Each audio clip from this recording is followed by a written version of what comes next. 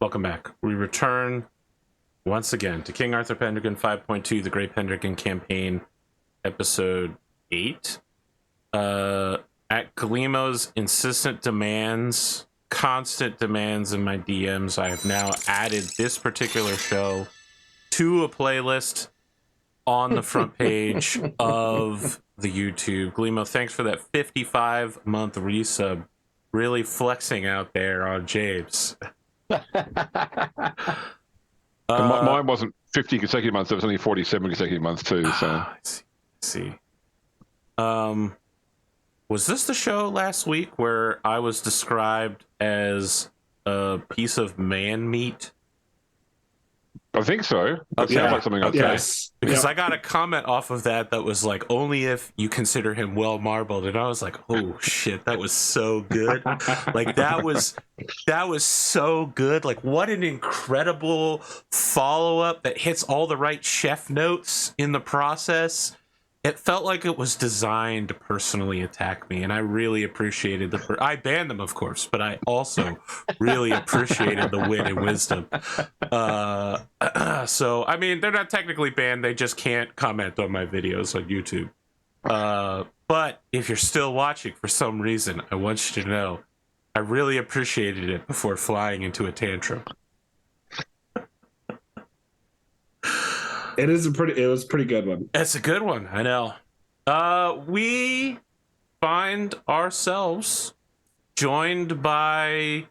It's tough to call you humble heroes, so let's just call you trustworthy knights. Kendric of Pitton, Herawd of Laverton, Gwgan of Shrewton, and your travels as you assail the year 488 with your virtue, your courage, and beating up the peasantry in order to steal their book to uncover what amounts for a pre-medieval intricate spy master plan involving falconry and bird lore. I believe we left off at the tail end of a feast where it was declared half of the British army would remain in England, and the other half would find themselves going to the shores of their ancient enemy, the Franks, in order to support Praetor Seragius Syagrius. This is going to be a real rough name for me. It's going to be real bad. Syagrius, I believe it is, isn't it? Syagrius. As he gets his old Roman legion pals to go beat up a bunch of Franks. So let me be frank. He's got beef with those Franks. And one of the founding fathers of our country was B. Frank. You have a choice. How many Hamilton references is that so far? Oh, that was actually not a Hamilton reference. No. That in particular was a the epic rap battles of history reference to that's right, with the Ben Franklin rap. Yeah. Or it's not even the Ben Franklin rap. I think it's the great philosophers rap. Anyway, look, friends, see Agrius very well. Chat's got their own mind on this one. I'll do my best to soldier through it. You have a choice from Earl Roderick. Due to a recommendation from Merlin, who some among you have chosen to make a personal enemy of, you find yourself with an unusual amount of leeway in your own destinies. Whether you will remain in glorious Britain with the Britons, or whether you will go to France with the Franks.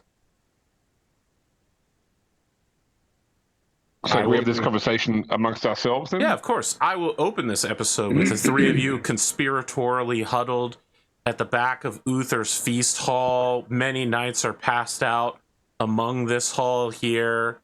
Those who are not of the highest level of nobility have simply like pulled out cots and such, and they sleep in this particular hall rather than tents outside or better accommodations throughout the castle. And I feel like I want to say that the lighting is conspiratorial and there's like remains of food around you, you know, like half of, I don't know that sandwiches are appropriate, but let's just get anachronistic. There's also a Starbucks cop at the edge of the scene. Someone just left it there right before the big battle.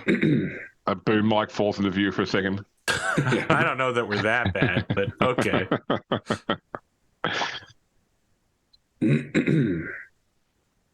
So I'm not sure which way you're thinking.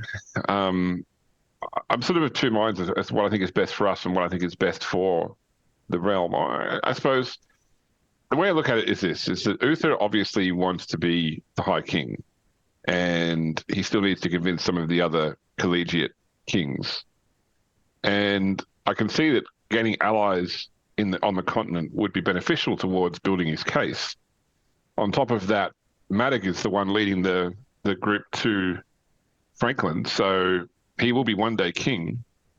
Getting into his good graces couldn't hurt our long-term prospects. But by the same token, staying here means staying with the king. I just feel that although it feels like the more dangerous path, that the continent is where we get the most out of it for both the realm and for ourselves. I don't think I could have put it better myself, Gwgan. To ride with the prince on adventures on the continent, I think is. And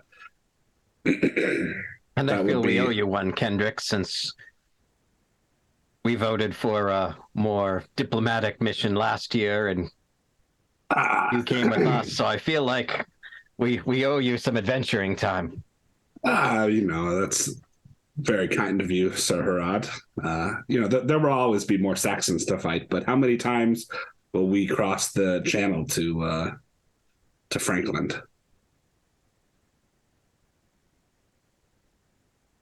Hopefully many times in our illustrious career.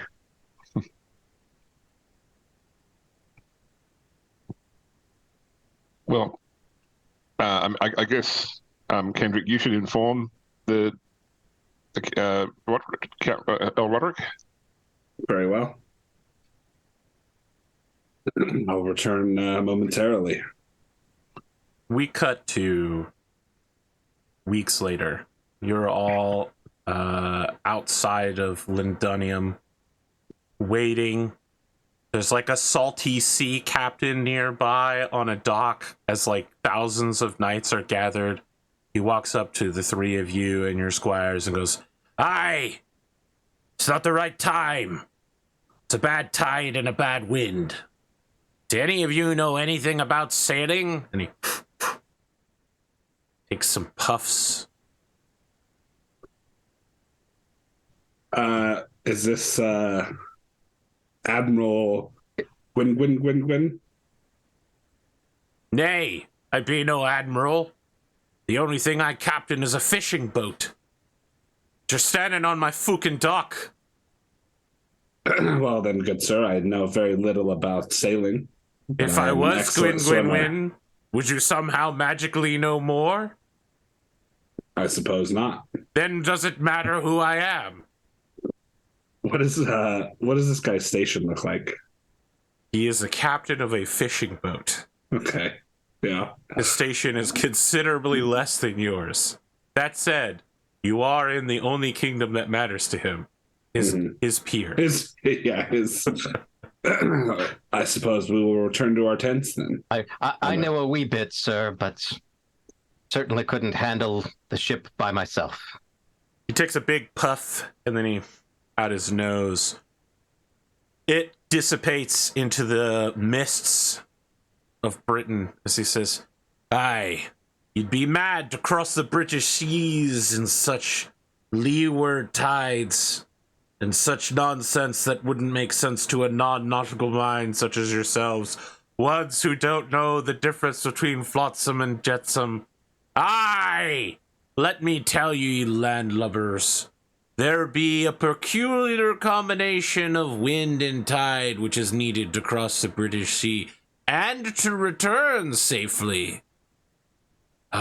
If ye be wanting to see the white cliffs of Dover again in your many years, You should heed my warnings.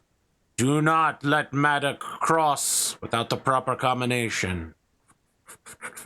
And what is the proper combination? Again, I could tell you, but your minds are unable to comprehend the vast nautical terminology. Don't worry, all of the captains know. Well, we're in good hands then.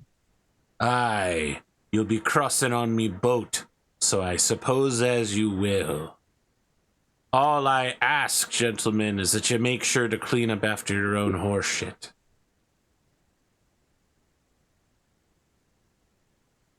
Very well. We got squires for that. Well, I wasn't going to say anything, but yes. I don't care who does it, so long as the doing is done. We cut to 2 weeks later, and you have a very similar conversation with the same man on the same pier. And another 2 weeks. And then 2 months later, and you're all just sitting on the pier, looking out over a misty British sea, hoping to catch a brief glimpse of Gallic France. That said, you are knights, and you are not without your duties. And it comes your turn to defend the household of Pendragon, as you were assigned guard the tent of Prince Maddock, as he, I think we're back this time around. We'll find out in a second. Dice rolls are here. All right. Do not adjust your television. There have been no problems so far. Where was I? I believe I was in the process of describing how all of you have been assigned to guard the councils of Prince Maddock and his as closest advisors. Correct. How Yes. do you present yourself on that night? Almost 3 months into the waiting game.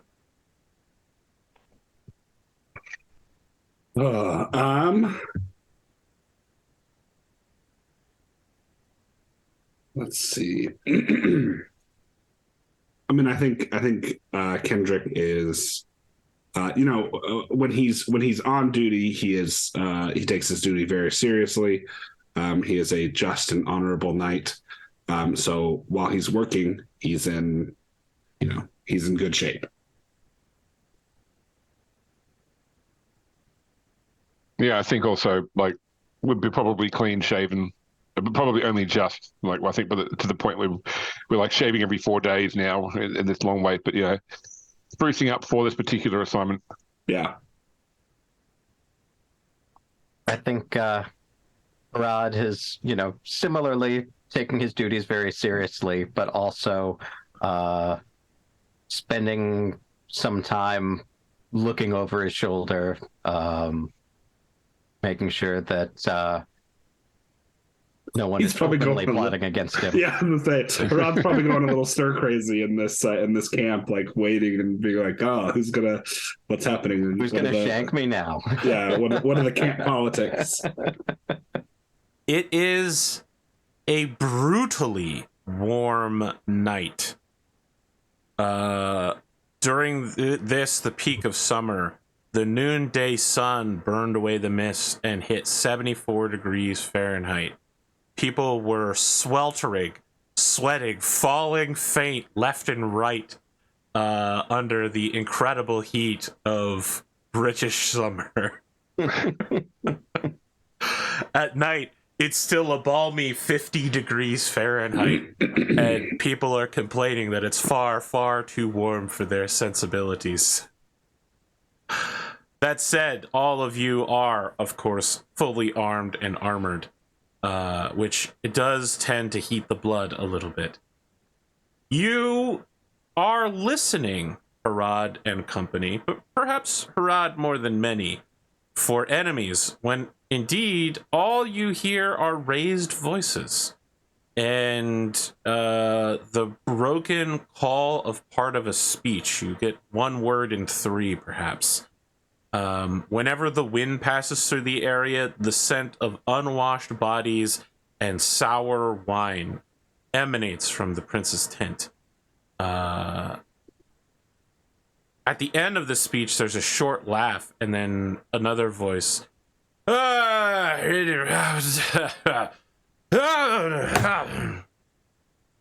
And then you start hearing a number of raised voices, and the voices continue to get louder. Would any of you like to listen in on the counsels of the prince? Oh, Herawd definitely will. Very well. Yeah, I think Kendric will as well. Mm-hmm. So I think that although Gwgan has a very high alertness, he doesn't believe in gossip. So he doesn't specifically listen in. Very well. Would this be awareness or intrigue? It will be awareness. Spoon out here rolling a 1. And a 3 from Glimo. Okay. Both of those are successes. There is a cry of questions, and then you are met by this. Oh boy, it's gonna be an episode. I can already tell. You hear a hand slam down on the table, and the prince says, 4 weeks or 1 city, no more. The council falls silent.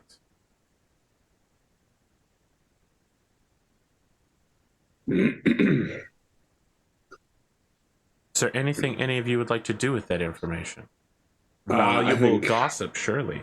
But this is also not the plan you were told was the plan. Right.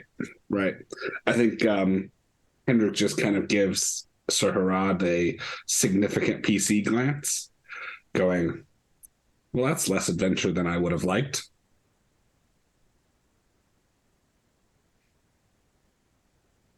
I think Herawd will return the significant PC glance and, to kind of say, well, what can you do about the weather? I know that Sir Blaine's is afoot, but I don't think he has quite that much power. Well, and I think out loud, Kendric will go, hopefully we get off this dock soon.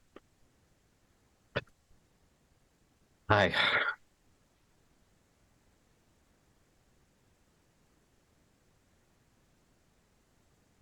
Herawd.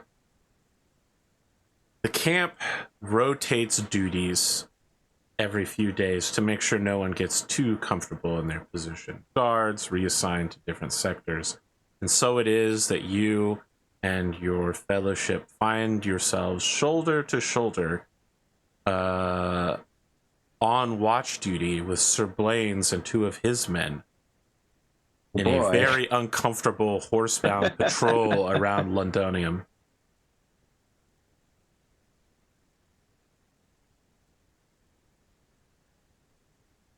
I act like there's no animosity whatsoever. Yeah. Sir Blaine's also acts like there's no animosity whatsoever. We're going to kill each other with civility. As long as you pay him in advance and you treat him with civility. There's your Hamilton reference. Yeah. How have your men been holding up, Sir Blaine's? It's been a long 2 months on this seaside. Surely no Englishman would be upset to be seaside. It is the natural state of our wonderful country. No, we desire contact with the enemy, preferably the natural enemy of those of Silchester, the Saxons. I would never speak ill of the royals of this country, but I ask myself constantly, where are we going? And for what purpose? Have you heard anything about any plans? We're going to Francia. But for how long? They say we'll be raiding for a while. And honestly, with how difficult it's been to get over there, I can't imagine that we would want to be trapped with the Franks all winter. I'd imagine it's going to depend on When the tide is favorable. Time and tide are well known to those who use such things. I believe the passage of the seasons is not so unknown to English sea captains that those of Logrian blood would be Logrian? unable to make such predictions. Instead, I wonder, why are we leaving from London and not Southports? Why Frankland and not Sussex and Essex?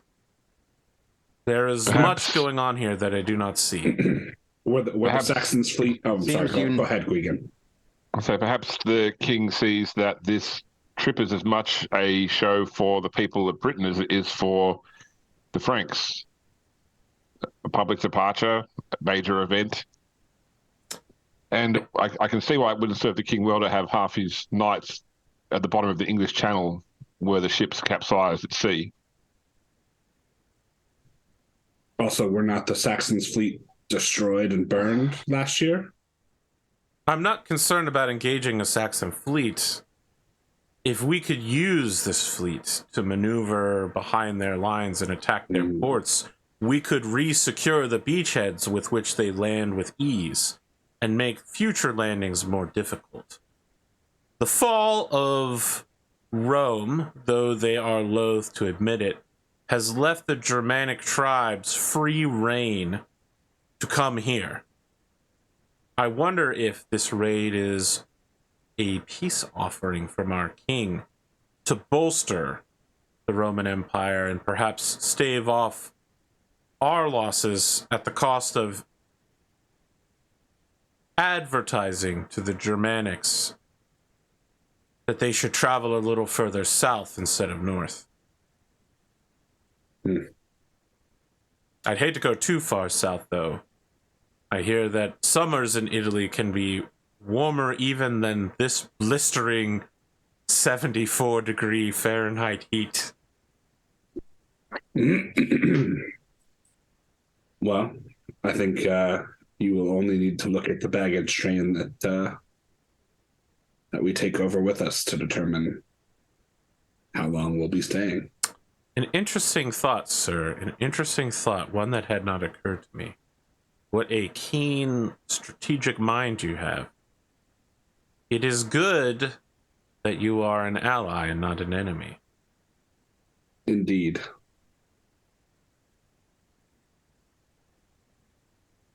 Sir Herawd. Yes, Sir Blaines. We have not had a chance yet to address the question of the book.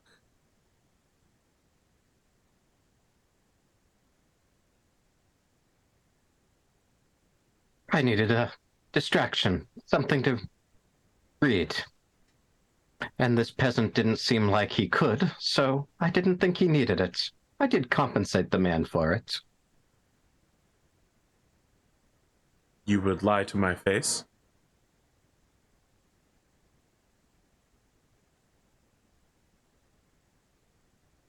That is a bold accusation, Sir Blaines. He crosses his hands in the saddle. You make it sound like there was something more to the book than merely hunting instructions.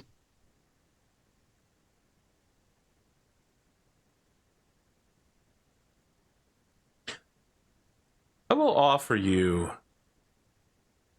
a final opportunity, Sir Herawd, to offer me the truth. For when we return these lands, I will have satisfaction.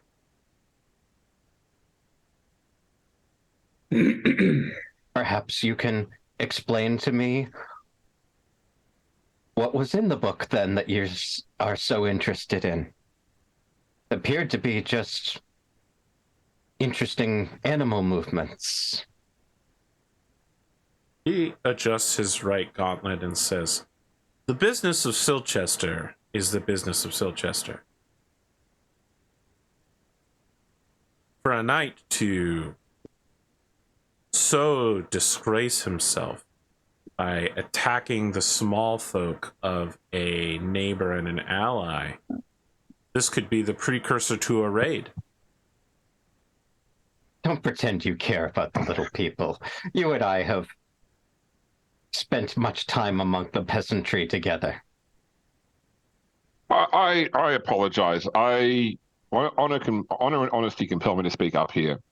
It was me who compensated the peasant, not Sir Herawd. Sir Gwgan, you have fully explained the situation to me already.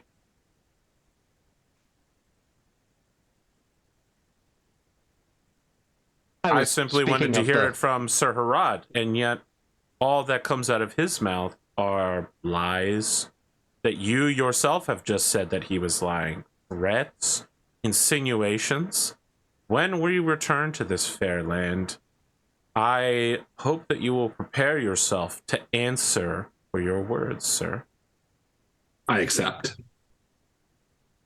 No one was offering you anything. As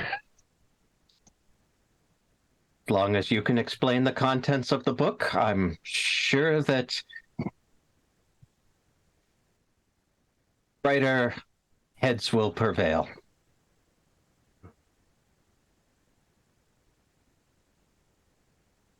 Have I done something to offend you, Sir Kendric? You've insulted the honor of one of my compatriots, a fellow member of the Order of the Axe. So yes, you have. In what way have I addressed him? You have called him a liar. Did he not say his that? Honor. Correct me if I am wrong, sir. Did he not say that he paid for the book afterwards? Yes or no? He said the peasant had been compensated. I was speaking that we as a band compensated the peasants. My dear friend Gwgan was faster on the purse straw.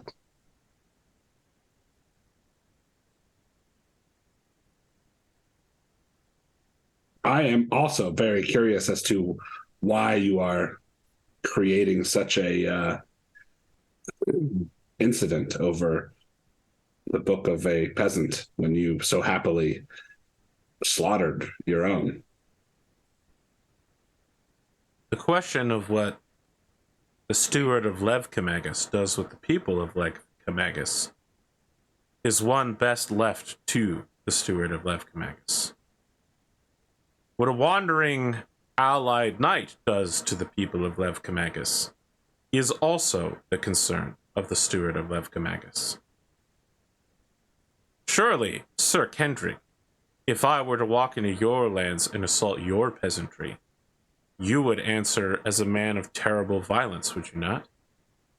It would depend on what you had done. If you had just stolen a book and compensated the peasant for it, I would not create all over much of anything. I see. And what if someone went into your lands, killed your people, and hung them from a cross, as if to mock you? What would you do then, Sir Kendric? Well, I would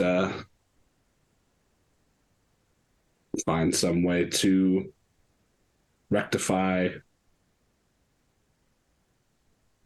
that injury.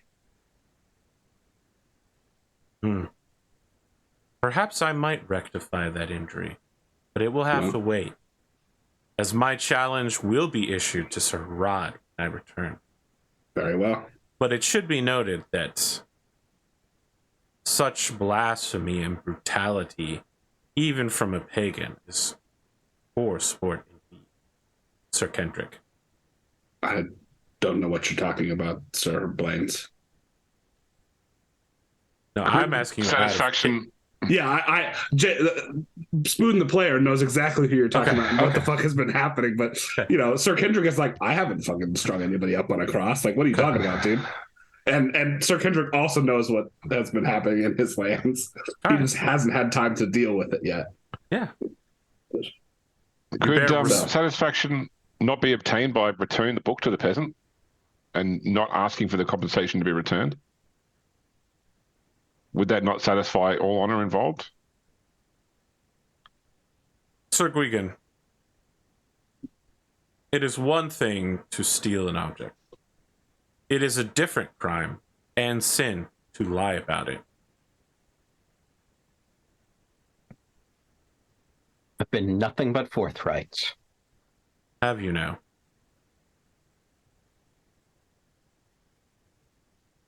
I do not care if the book has been taken.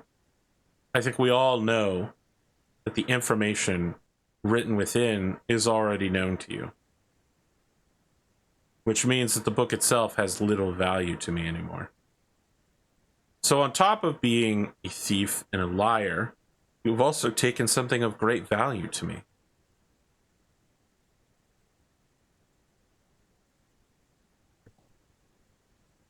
Well, I'm very sorry that we found out about your hunting trails.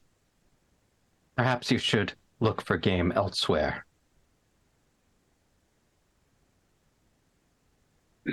I think you'll find that the wardens in Salisbury take our hunts very seriously. I understand. When one man reads the Bible and then passes it to another, and that man partakes too, the second man still finds salvation within. How does a book lose value from being read?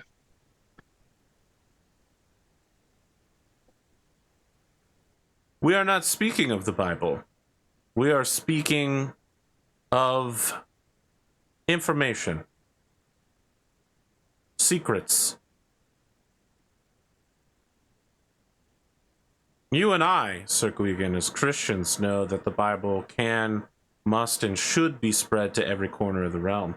But surely, even such a forthright and just knight as yourself has things that you would not tell others.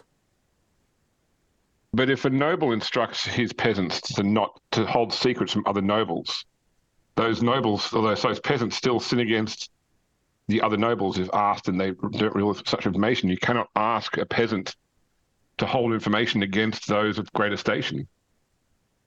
What if I was to say to my peasants to withhold information from the king? I would be the one committing a crime then. Indeed, you would. Can peasants? What I would say is, I'm very thankful that the Lord has offered all of us the ability to rectify and repent.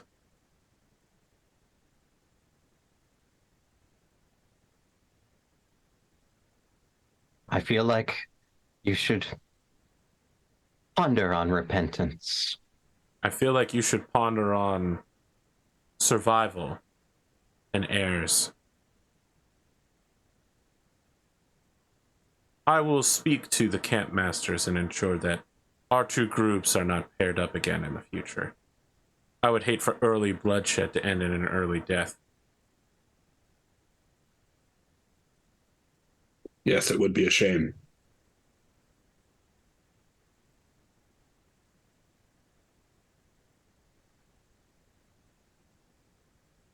Have a good night, Sir Blaines. We still have several more hours of patrols, Sir Kendric. I don't plan on speaking to you any further.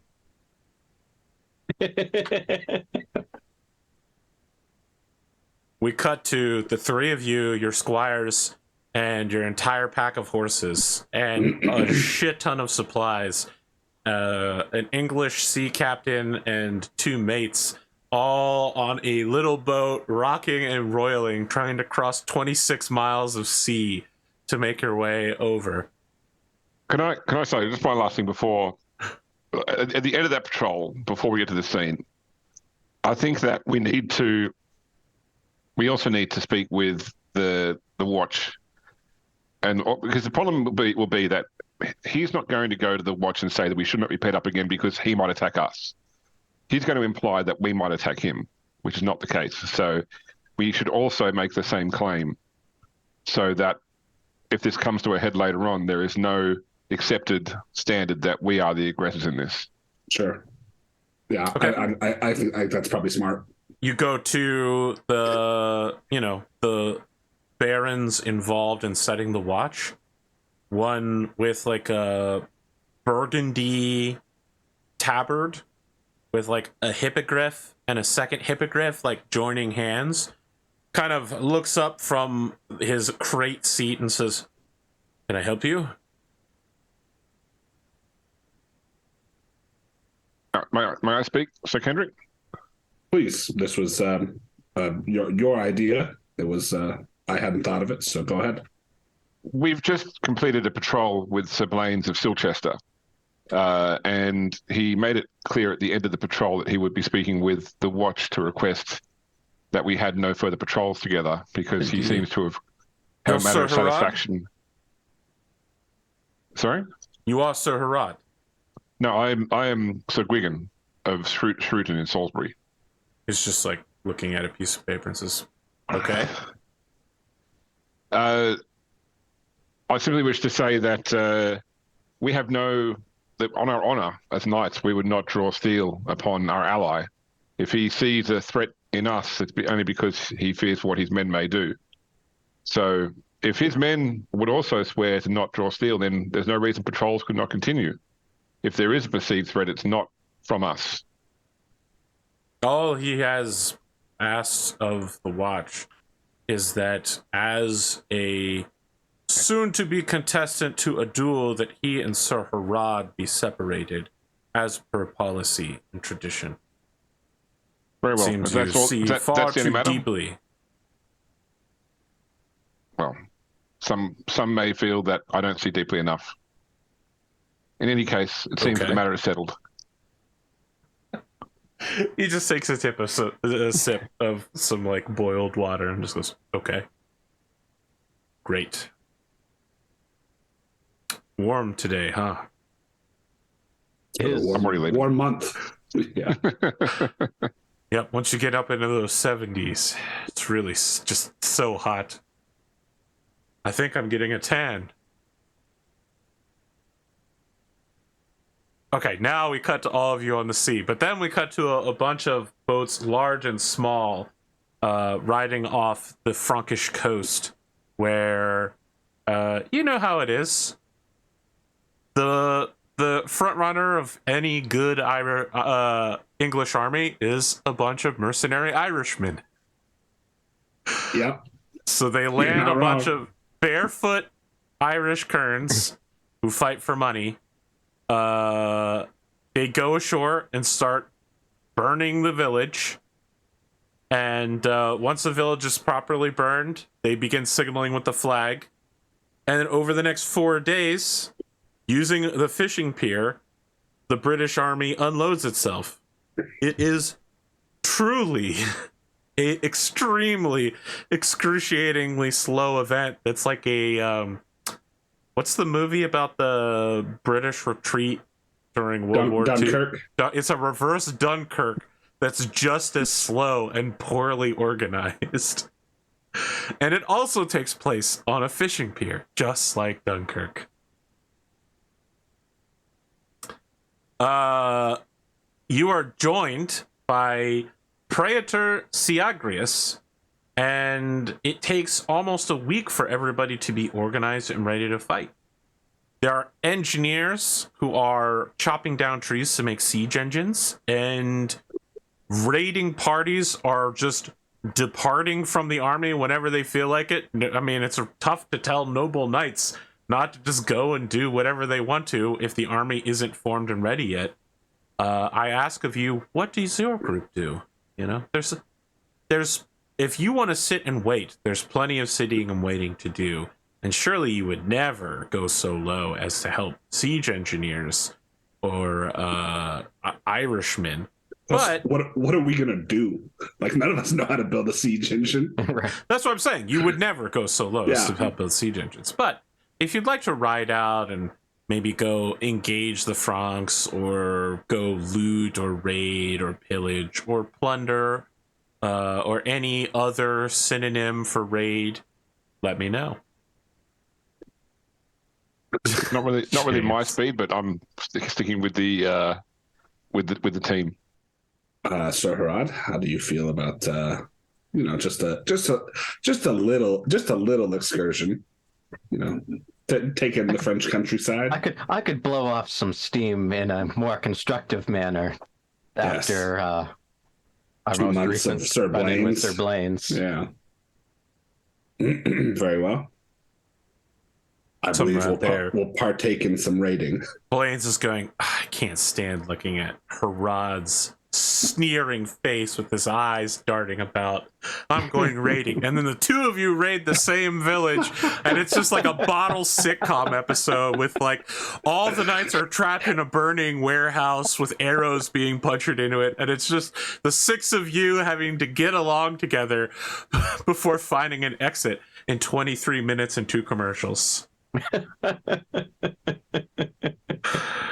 You know, Amazing. James. You know, I'm just gonna start chopping air, and if any Franks get in there, it's not my fault. incredible. I would like you to make a awareness roll, whoever is leading this band, against the Franks. I'm assuming Kendric is in the lead since he's our most glorious knight. Right. Got it. Nice. Okay. You follow into a column of Siagrius. He is rallying cavalry throughout the Frankish countryside to the banner of the Western Roman Empire. There are some few who answer his call in every village, and to the rest, they form a sort of partisanal response force of spearmen and other wild fighters who simply wait for knights to pass by and then ambush them. You were almost ambushed by such a force as you three are riding as well, but you notice them in time. They have among them one particularly commanding fighter and then 2 regular Frankish warriors. I ask of you, how do you divide your forces? With okay, I'm patrolling you. I'm just gonna cut to the chase. You know, I think Sir Kendric will line up on their big guy. Are you of the highest level of glory that you can make such a decision? I believe so. Very well. Their big guy is mounted, just to be clear. Okay. Weapons, armor. He has axe and spear. Okay. And armor is basic leathers and shield. Okay. Yeah. So I think Kendric just calls out to Sir Herawd and Sir Gwgan and says, "I've got the leader."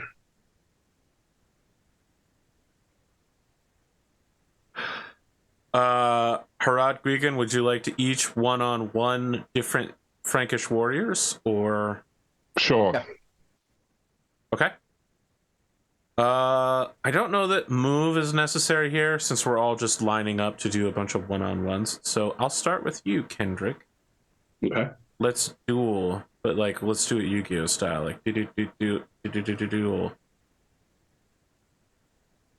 Let's see here. I'm thinking I'm just gonna ride at you with an axe. Okay. I will take sword then.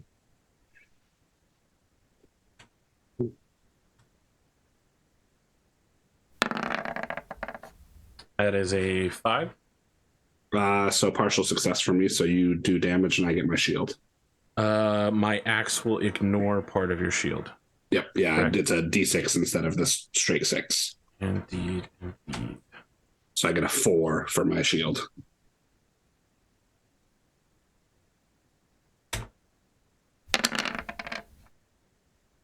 $12 points of damage. I believe that will do nothing to you. Yeah, correct. Let's talk about your horsemanship. I believe it's not a. It has to be an 18 or higher to damage to exceed my knockdown. I don't think it has to exceed. Well, I mean, either way, you're still way short. Okay. I mean, it's before armor has to exceed your knockdown to make you make the test. Correct. Yeah, correct. Okay. All right. Yeah, you just it's didn't been roll several well. months since we've done this part, and I can't remember. All right. Yeah, you have to have 18 before anything else happens. For me, Sir at least. Gwgan, let's go with you. You have +5, -5 on this because you are mounted and they are not. They're going at you with axe as well. I'll just go in with sword rather than trying to do like a spear charge. That's a failure. It's an 18. Needed much lower. Okay, go ahead. Damn, dude. Right. Gwgan's a badass, I guess. You technically can get horse charge on this if you wanted to. Oh, I mean, no, because I didn't use a spear. So. Oh, yes, that's right. That's right. 17. Knockdown is 16, so I will need to test size? Dex? I test dexterity, yep. Yes. Dex is on the ground, Yeah, if he's on foot, it's dexterity. He is down. Hey. He does not take a major wound.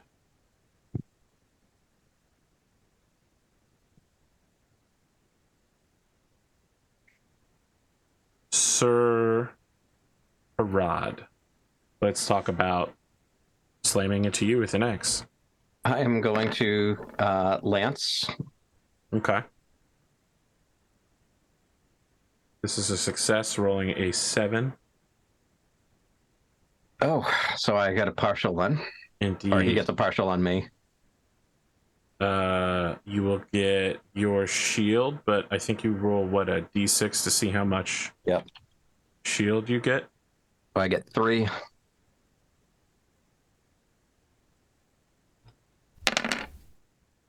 That's 14. I believe that will do 1 point of so damage. I get 1 wound. Yep. Shooter knockdown. That it matches my knockdown. Do I still have to roll? I think that's enough for a test. Yes. Yeah, you have to make a horsemanship test. Horsemanship. Do I get to add my +5 to this? No. Since I'm mounted? Okay. No. Being I mounted succeed. does not make you better at being mounted, unfortunately. Okay. It is a precursor. Yeah, so I don't think any of you speak French, correct? No. No. The 3 of them are keeping up a steady dialogue in French between them. There's a lot of pointing and jeering.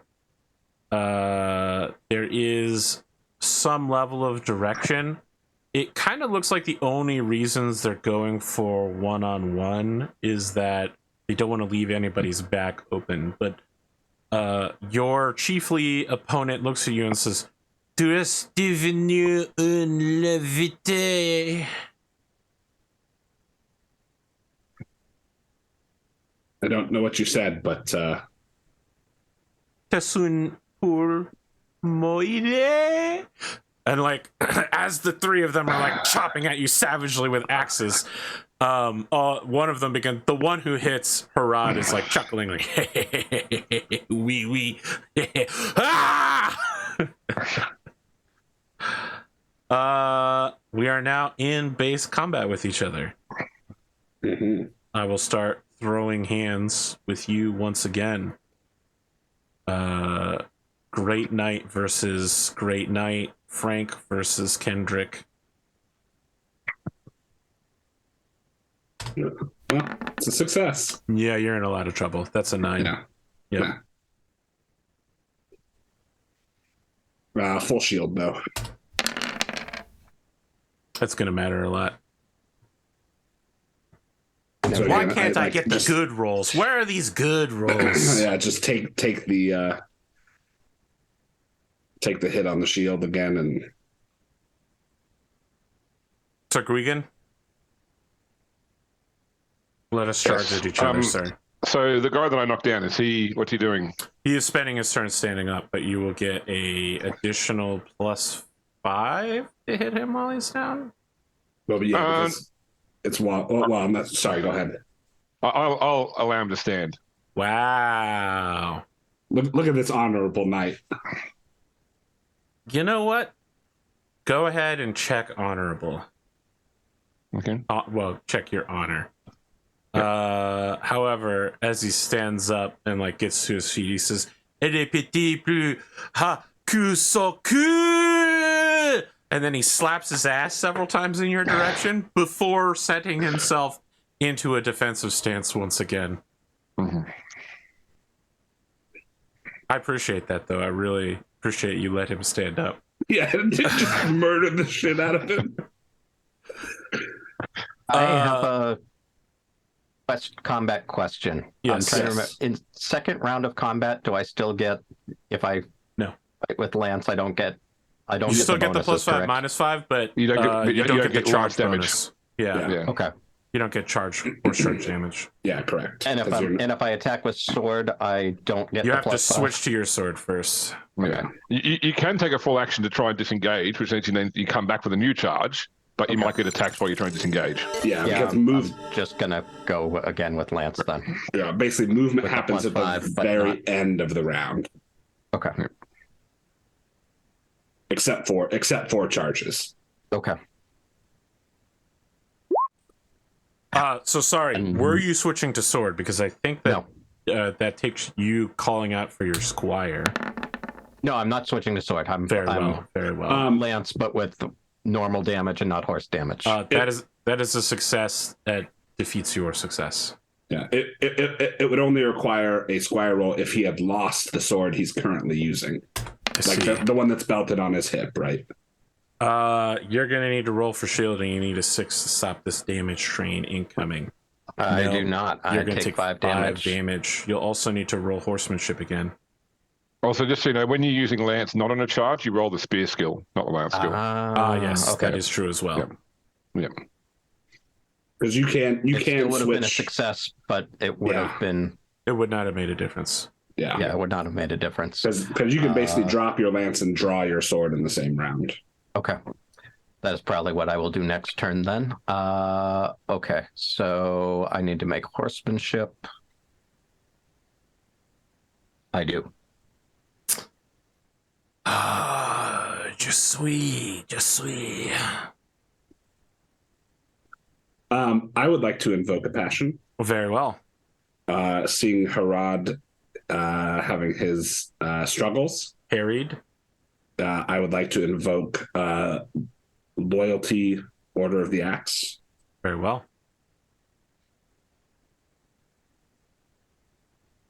Okay, Oh, no. So, failure does nothing as a not exalted passion. It's just, I don't feel particularly inspired to save you. Are there not consequences But they after were- the battle? No, not with it under 15. Very well. If I had fumbled, if I had gotten a 20, yes, there would be. But I love that you're like, I have to protect her. Oh, geez, fuck. I mean, Just he's causing always problems. he's always getting in shit. So, He's very shifty. Go ahead. are we in the next round? Yes. Okay. So you and I are throwing down dice again. Yeah, there we go. 8, not bad. You Not great. can beat me on an 8. On an 8, sir? Because you will. You will. I get a partial I will. success, so I get my shield. Yeah.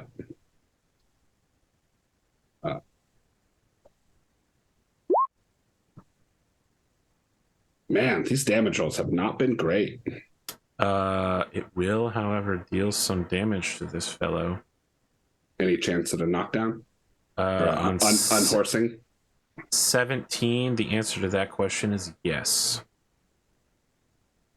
Horsemanship. Hold on. I'm just marking down his health points and checking his horsemanship. That is a success. And I think as it's not very much blood, but there's like a flick of blood on the end of Kendric's blade, and he goes, first blood to the English. He looks at you because he doesn't speak English and sees you like tossing the blood off, and then like looks at the bloody the bloody Herawd. axe. Exactly. Yeah. It's not my blood. Oh, It's the first blood between the two of us. I see. Is to the English. Unfortunately, Herawd's his own deal now. that level of nuance is missed between a mid-battle adrenaline-soaked. You need more points instead of an NPC glance to convey that much information. Linguistic. All right. Well, a 3 will be a success versus you, Sir Gwgan. I am afraid it will not be enough of a success, but let's find out. Good. Give me a sec. Sorry, I had my thing closed. It's probably only one monitor. Nah. No, it will not, in fact, be very helpful at all. Man. At least I get my shield to this upcoming shit roll. This dude's dead. Yes, my God. He dies instantly. Oh my God. You crush him. Sir Gwgan. I thought I was the badass of the group. You lay your sword. I don't think it's like one strike. I think that D&D and like Pendragon always get us to the idea that you only get like one attack. I feel like it's just like you keep hitting him and forcing his shield away, and then you just get in to a significant portion of his armor, and then just keep like you hit him and he starts bleeding and he's slightly dazed as a result, and you just keep hitting him in the clavicle and forcing your way through the armor and just tear a chunk out of him that's just bone and blood, and he collapses to the ground in shock. We will surely perish from blood loss, if not infection. So hey, Herawd, let's roll, buddy. Herawd is going to drop his lance and pull his sword. Your opponent briefly gives you a bow as you're doing it, just giving you time to do that. Very mockingly French of him. And there's no +5 on versus mounted versus not. You still get the +5, -5 for that, +5. simply because you are mounted. Yes. Yeah. Okay. And as a result of that, rather than a critical, that is a miss. And you hit. Now, if you wanted to get off your horse while you were pulling your sword out, I am not going to. Well, you know what? I've been forgetting to add in the +5. I was like, why? No, because he's mounted. He's mounted. Yeah. Because I was like, why are these guys having like? When did Sir Kendric get the lowest sword of the group? Not realizing that they're getting a +5 every time. 17 damage. Yes. So, no shield. I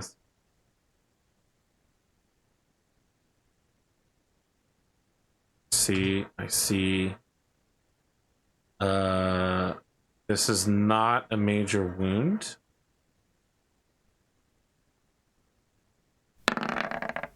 But he stays standing. Nice. Okay. It's not looking good for him, though. It's not looking good.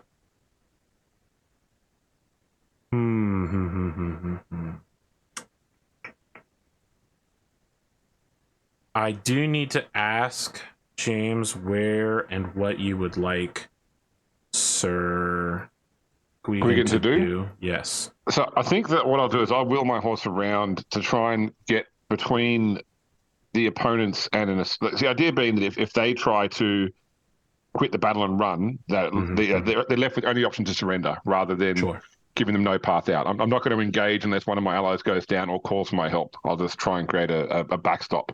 Very well. You use your horse to force your way around and behind them, but do not interfere in otherwise honorably battle. Let us have this Frankish-men forswear cowardice and instead attack Kendric once again with the axe. Well, that's a 2. I was like, I win. I mean, it's matching, but you have swords, so I believe you break his weapon. Yeah, correct. Because he has a +1. So, he has a +1. Yes. Okay, cool. So the two of you clash, and I think that the old leather bindings on the axe head, you slice into them, and the axe head just like drops down and hits his fingers. It goes, ah, hey, sacré bleu! Mid. And he's just trying to get his sword up. And do you still deal damage on this? No, no, you don't. No, You do not. I just think break you his did. weapon. Yeah. Yep. All right. He's unarmed for now. He is gonna whip out a spear for sure. Yeah. But that is a beginning of next turn thing. Speaking of next turn, Herawd, let us also do battle in the ways of old. Ooh, I'm so glad that didn't land on a 14 again. That is a hit. That is a hit in excess of yours as well. Yes, partial. So Yes. I need really good dice, and that was not it. You perfectly block it. Yep. Does that exceed your knockdown? It ties my knockdown, so I will need need you a to make a horsemanship. horsemanship roll. I'm good. You and this horse, you're constantly being battered and knocked around by this axeman as he continues to lay into you. And now the scent of blood from the dead man and the like stink of his bowels, the smell of your own sweat and the fear of your opponents are beginning to fill the air as the warm Frankish summer reaching a peak 76 degrees on the coastline. It's just so hot for you low Grecian men. I don't think you were on the call, Arthur, when I mentioned to the other two that it's 110 degrees here today, which is why I'm in this house rather than my own house. better aircon. Look, I'm trying to get in every joke I can about how temperate England is. That will bring us back around. Any changes from you, Sir Gwgan? No, same thing. Sir Kendric, let us spear at each other. Yes. Well. Oh, you'll sword, and I'll spear. Yeah, I'll sword you, and you can spear me. I will win. Yeah.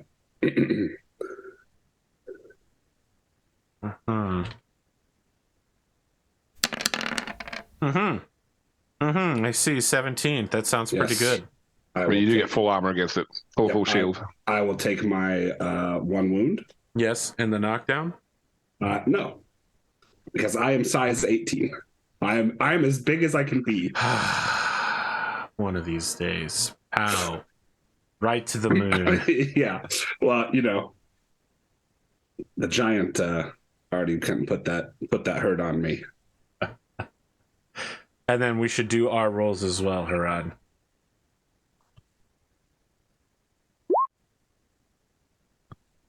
Eight on a 19. Okay, 8 on a 19.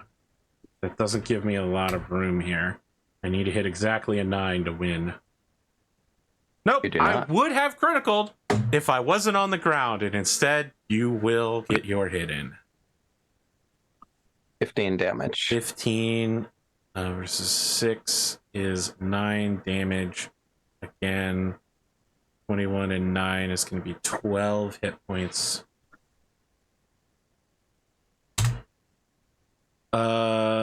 15 does not exceed the knockdown, but it does exceed the major wound, which I think does something quite bad here. He's going to check the surgery required box. Yeah, and I don't think that's going to be a problem for him.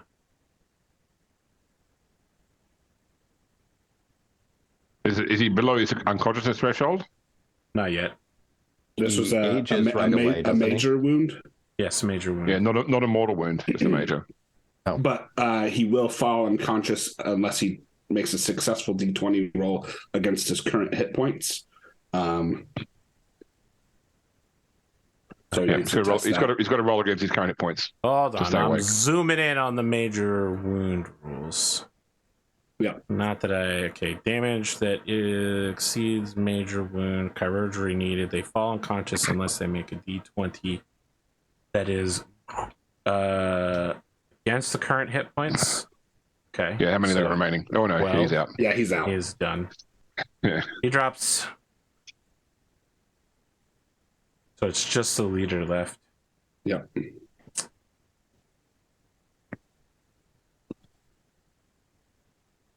He makes a look at you, Kendric, Mm-hmm. and makes a gesture with his right hand with his spear and raises his shield in the left. Do I feel like he's like? Yeah, do I feel like he's like saluting me? It looks like he's make a awareness roll. Yes. He's testing the waters to see whether you'll actually let him surrender to save this man's life. Yeah. So like if he raises his spear, like Kendrick will like raise his sword as like a salute, and then like kind of, look non-threatening. Okay. As much as he can. So he takes his spear, he jams it down into the ground. Doesn't have time to take his shield off, but he hops down from his horse and like grabs some medical supplies.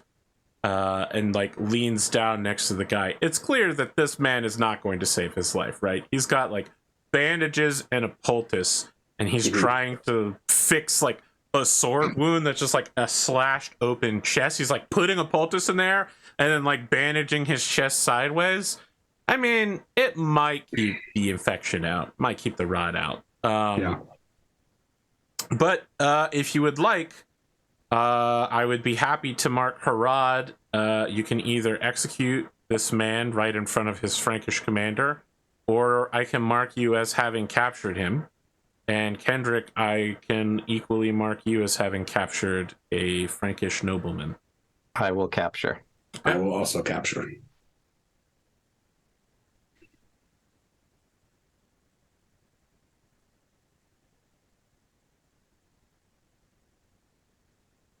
Excellent work, Sir Gwgan, Sir Herawd. You as Thank you. well. Especially you, Gwgan. You made it look easy.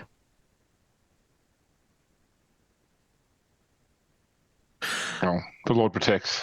Yeah, so when you say that, I think that Gwent steps forward and says, "Yes, the Lord has protected you once again, sir." You do notice him surreptitiously going through the coin pouch of the man that you killed. He like says it from one knee as he's like going through there, like taking out like some sort of, like pressed dried flour and like throwing it over his shoulder. The hand-drawn picture of his wife and children back home throwing it over his other I shoulder. briefly thought about that, but that is way too anachronistic. Yeah, this is that's not fine. the right Yeah, time yeah, period for that. He's ended muster orders. He's only got 3 days left to mustering out. Yeah. Even if he had those, none of you can read it. So Yeah. look, I had to think fast, and I went with the one that would give some emotional impact, but also made sense. Okay, so sue me.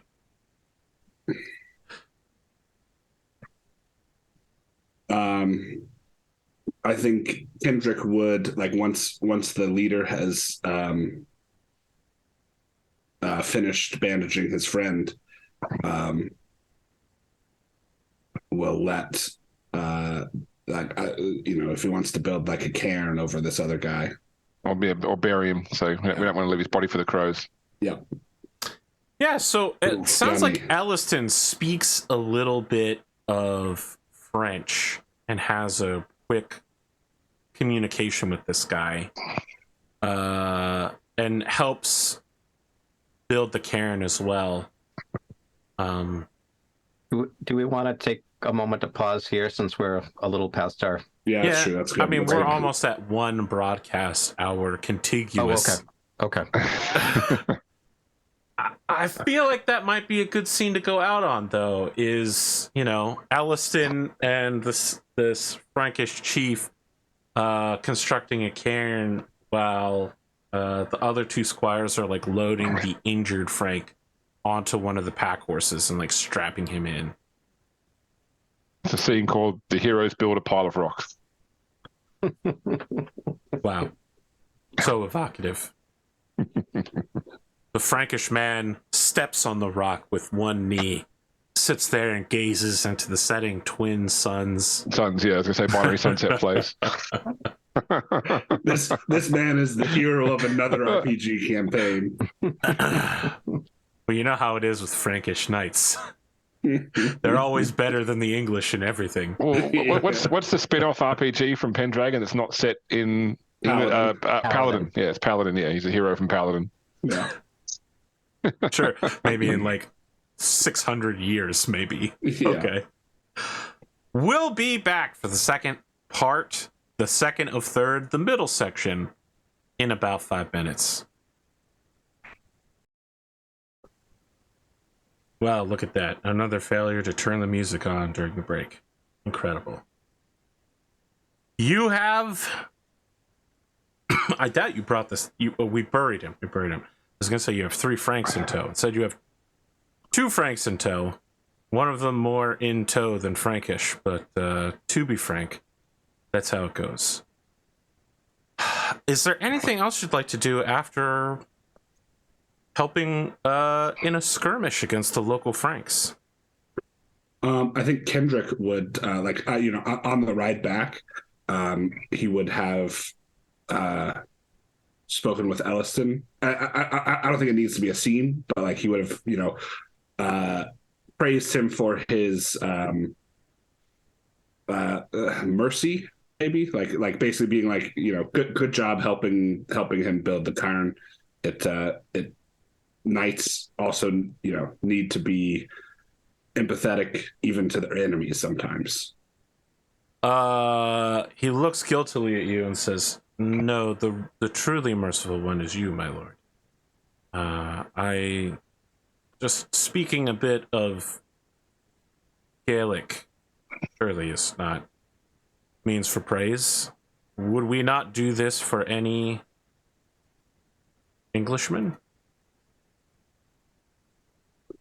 Yes, we would.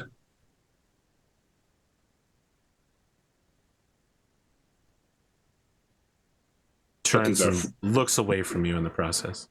Yeah, and I think he says these are Franks, but they are also deserving of respect. Very well. And then he too turns to look at a single setting sun riding on. He falls back to be the last in the line of pack animals. Riding on, I don't know, a Rouncy? That's what squires ride, right? He's the last Rouncy. Now that sounds like a good knight title, Yeah, the last Rouncy. Yeah. It's a story about a wagon train of knights riding across the American Midwest. Yeah, the American plains. Trying to get to the Willamette Valley. You hear of some knights leaving and not returning. Other knights who loot the pagan temples of the Franks. And still more knights who guard the foraging parties who go out in order to bring back enough food. But your group, having been successful and perhaps requiring a slight rest due to some injuries and having a prisoner that needs taken care of, are given leave to wait until the main assault begins. Is there anyone that might be able to give me some first aid? Yeah, I think someone in the camp could give you first aid. Yeah. Let's say, because we could, but there's probably somebody better. Skill is a 5, and you got a 4. Yes, you got first aid. So you get D3 wounds, but you can be first aid on each individual wound you took. Okay, I took two wounds. So that means They I were get both to of roll 2d3. 1 though, right? The second one's a failure. Well, if he fails, he makes me worse.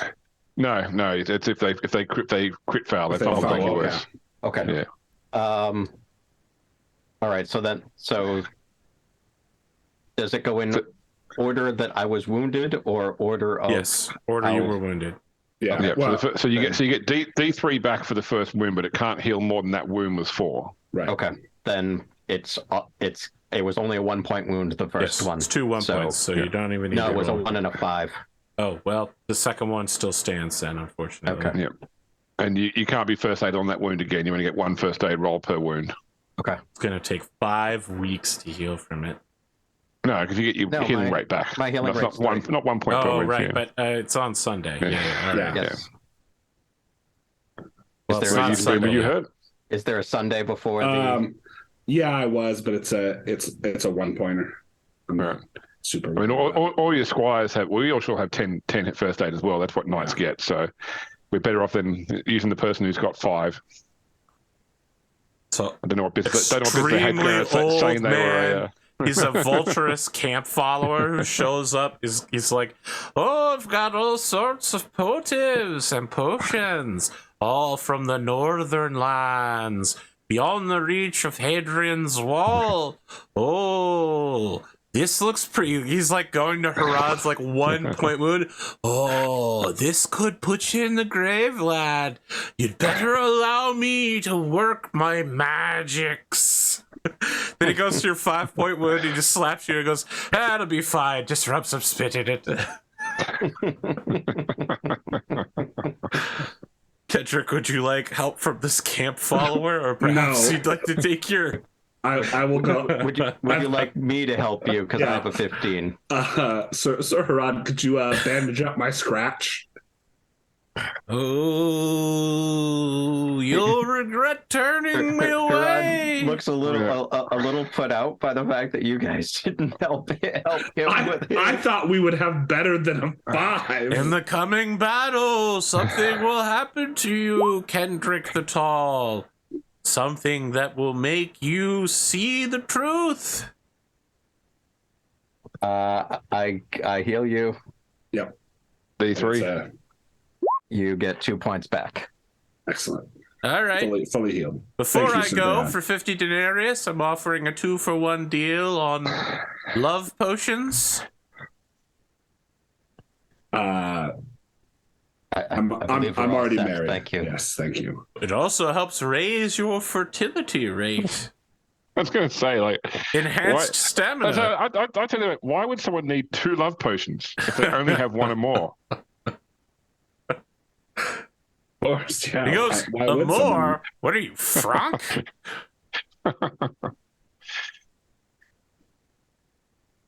A more. He just walks away and goes, a more my ass. Goes to harass another group of knights with his potives and his magic and his salves.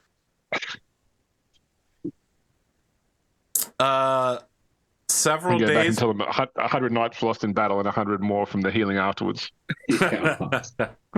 Several days later, but not a Sunday, Prince Maddock orders an assault on the city of Bayeux, which I probably didn't pronounce correctly, but No, it was close enough for an American. archers concentrate arrow fighter. Irishmen run to the walls with ladders and swarm open.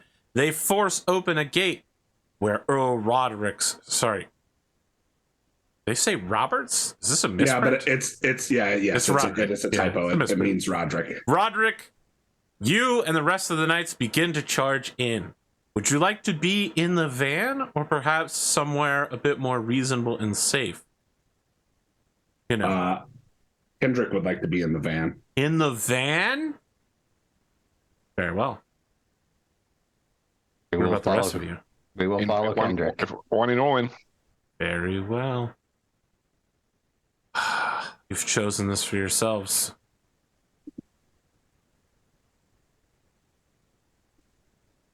Now we're all gonna die, or at least Herawd. Herawd will die before his duel. Yeah, that's right, Gunny. Tip of the spear, baby. You're all going in on horseback, charging into the streets of the city. Yes. So you are Across the indeed minefield, under cover of daylight. Well, fortunately for you, the Irish have swept many from the battlements and the palisades that English bowmen have not already dealt with. And as the door crashes open through thunderous siege weapons, the 3 of you and several other knights pour in, leading a echelon and arrow that immediately you pass side streets and knights behind you go to ride down them to secure it. Chaos follows in your wake in every direction, and quickly you outpace your support. and find yourselves facing down with 3 particularly prepared great spearmen who are ready to skewer you through. While charging these men, you will not get your +5, -5. Great spears cancel out the mana bonus. Indeed, they do. What sort of armor do these guys have on? They are wearing simple leathers, and they cannot use. They have shields on their backs, but they can't use them until they drop the great spears. Yeah. So a great spear is kind of like a pike, right? Or like a longer than normal spear. So it's not just the size of the spear. It's also got a bar to prevent horses from charging down it. Yeah. It's meant for killing boar, but also for killing English knights. Mm-hmm. So normally you get a +5 on the charge and a +5 -5 for being mounted. So you lose the +5 -5. Do you still lose the +5 for the charge? No, or not? you still get the charge. If you're suicidal enough to charge a man with a great spear, you still get that. Okay, but they have no penalty though. They have no penalty, but they cannot countercharge as well because they have to remain stationary. Yep. Kendric, let's start with the 2 of us. Sure. I mean, they're fighting for their lives, so they are going to attempt to... Your opponent will attempt to impassion himself. He critically succeeds. Boy, that was a fucking risk. I would also like to call upon a passion. All right, I get a +5. +10 for crit. Not for an unsung normal passion. That's true, yeah. I love the +5, but I will not give myself extra bonuses. Yeah.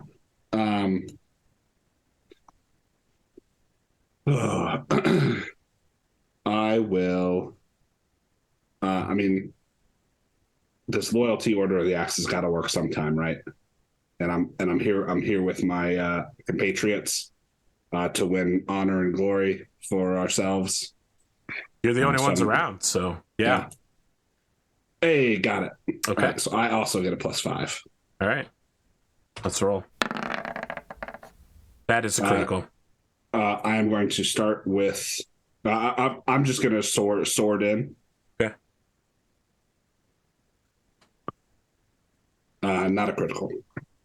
Oh, you know what? I forgot to turn the dice rolls back on. There we go. Critical. Da-na-na. 23 damage. That will be significant. So that is enough to make me test horsemanship. Finally got him. So I fall off of my horse. From the horse. So I'll take an additional 4 points of damage. So 16. That's 7. So a 7 and then a 4. I believe you have to spend the turn standing up as well. Yeah. You can fight while standing up. It's just you're a -5 and they're +5. This is not the best for you. No, it's not great.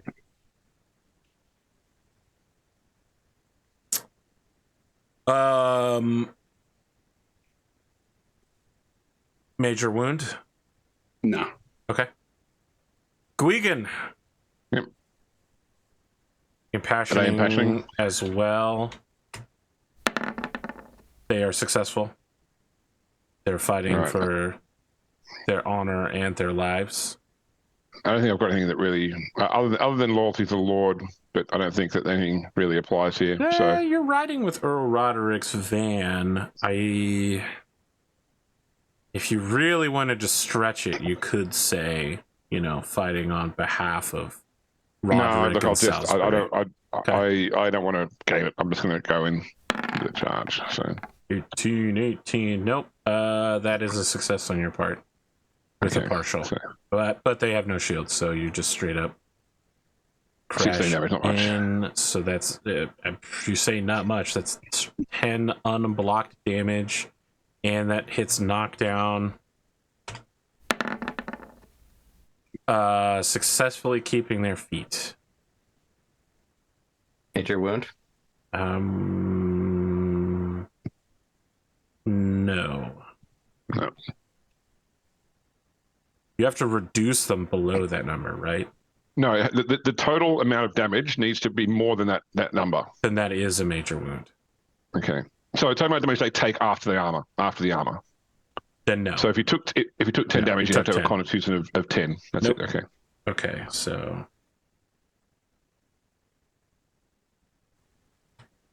All right, just making notes here, and then impassioning myself versus our spy master. Indeed, I am successful once again. Okay. I am not going to impassion. I flipped the coin am- 3 times.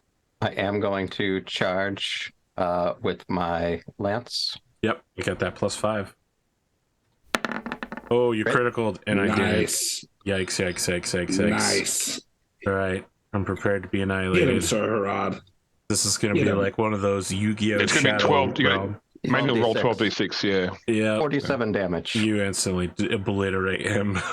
To the Shadow Realm. I feel like what happens is your horse gets grazed by the tip of the great spear as it leaps over the bar. The horse lands on him, and you drive your lance down into him as well, and it's just Do break your lance though. I do break my lance. shatters in his face. He's gonna have to go buy some more spears in Londonium. Boy. That's not so great. Herawd, you are free at the beginning of the round to pick if you would like to interrupt with any of these fights. I am on the ground. Kendric, would you like an assist? Yes, I'm on the ground. I just wanted to ask before I stole your fight. I will drop the remains of my broken lance and draw my sword. All right. So as this guy basically has Kendric on the ropes. He's getting ready to swap out his great spear when he notices out of the corner of his eye that you have killed this man, and he goes, "Yeah, put the sun!" And he swivels on a point so that the great spear is now pointed at you. You could see he wants to go for the axe at his belt, but indeed, now that another horse is in play, he has to defend himself. Okay. Gwgan? Okay, I'll draw my sword to fight the guy that I was fighting previously. So I have a success, but just barely. All right, hold on. I want to roll against Gwgan first. Oh, okay. I'm He's sorry. still up. It's okay. We'll still count that. That's a success. I succeed on a 12. Yep. So you already rolled a second, Laverton. Okay, so Yep. have 22 damage. I will take 22 damage. That will be a major wound and also unconscious, so it won't matter. This guy is functionally dead on the battlefield.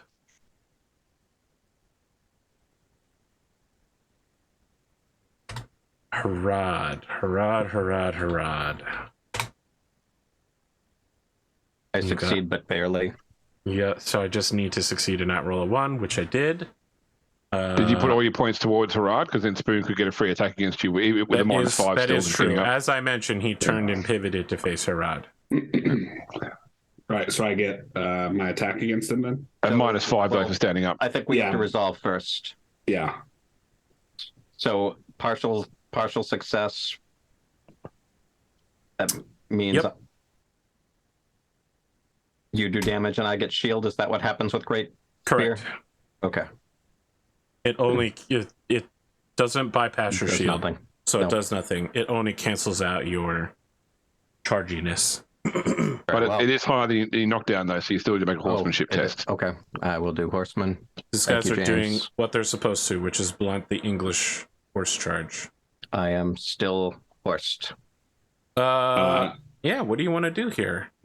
I mean, I attack. Like this is not a one-on-one duel situation. This is a melee within a castle that's being sieged. That's a city, but yeah. Yeah, sure. Yeah, walled city. And his so getting up is a -5, but I'm impassioned for a +5, so it's just a normal roll. Okay.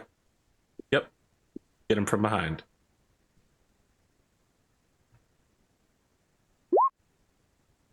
jeez, that's a lot of ones. 18 points of damage. Well, he has to test knockdown, but not major wound.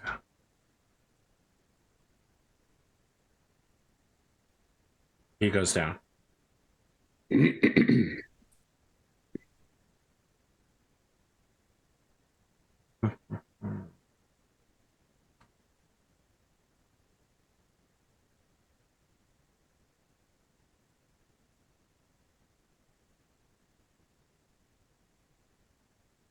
Okay. What would you like to do, Sir Gwgan? You want to bully this man who's on the ground?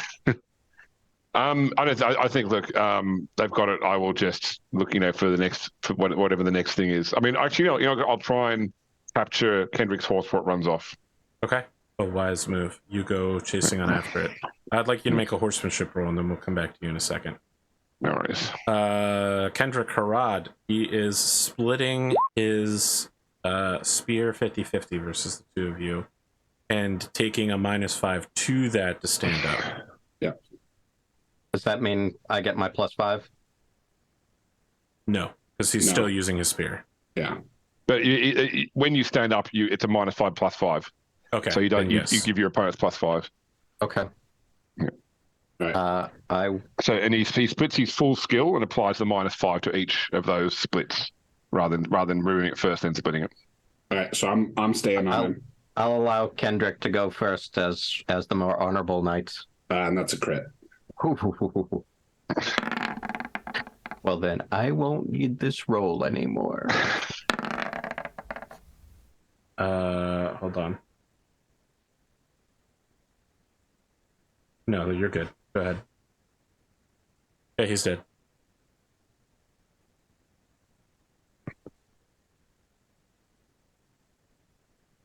I think he turns to face or tries to face both of us at once, and while he's got the spear pointed at Sir Herawd, Sir Kendric just dashes in and just stabs him through the chest.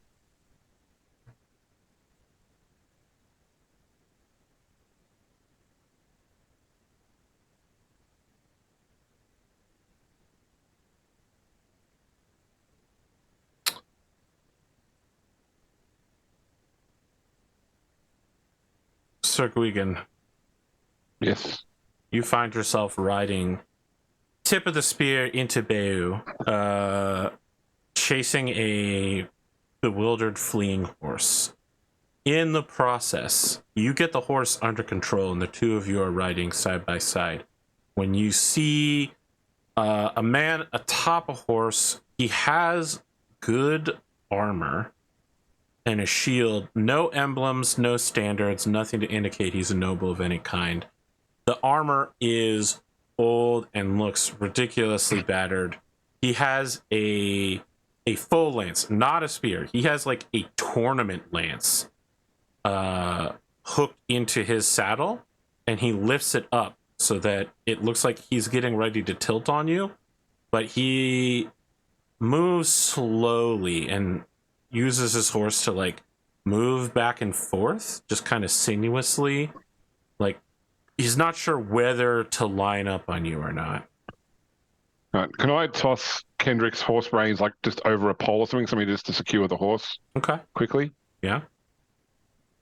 And I guess if he wants to do this, I will square off to do this.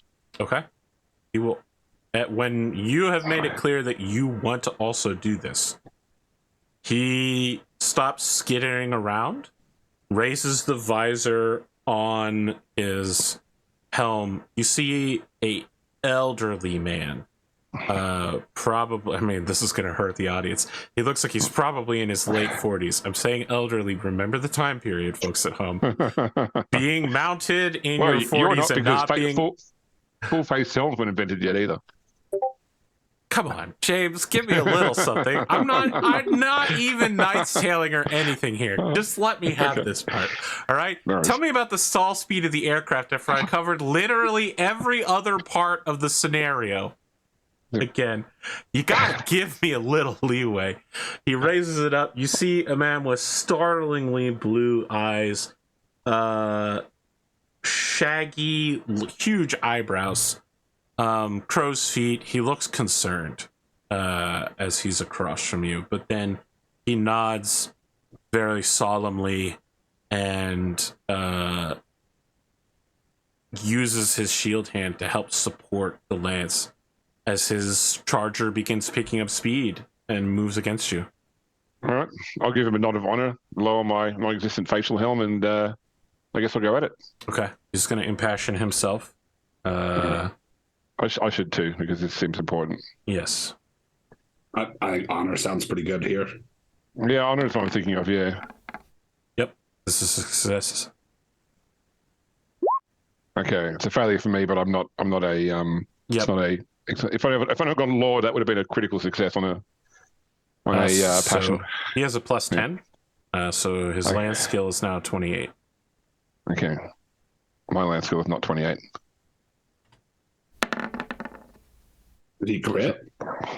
On a 14, that will be a critical. Yes. No, I mean on his passion, did he crit?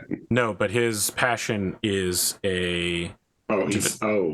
His passion is a 16, so it's a major. Then it's still just a plus. Oh, it's just a plus 5. Okay, yeah. so if that's he's true, he it's wanted not to a critical. crit, Then it's it's a 23, so he's got a 17. It's not a critical, but it does exceed yours and is successful. Yep. So he does hit you for 66 damage. Yeah, you don't get the plus 10 on success and critical until you 16. get into, So that will do nothing versus your shield, but perhaps horsemanship. It's my knockdown. Yep. So I'm good. He makes moves as if he is going to disengage with you and go Both around. of you break your lances. That did not break the lance because it was an odd. Yeah, I didn't hit. So yep. He makes moves as if he is going to go around for another round at what is essentially a joust. I think completely free back shot at him.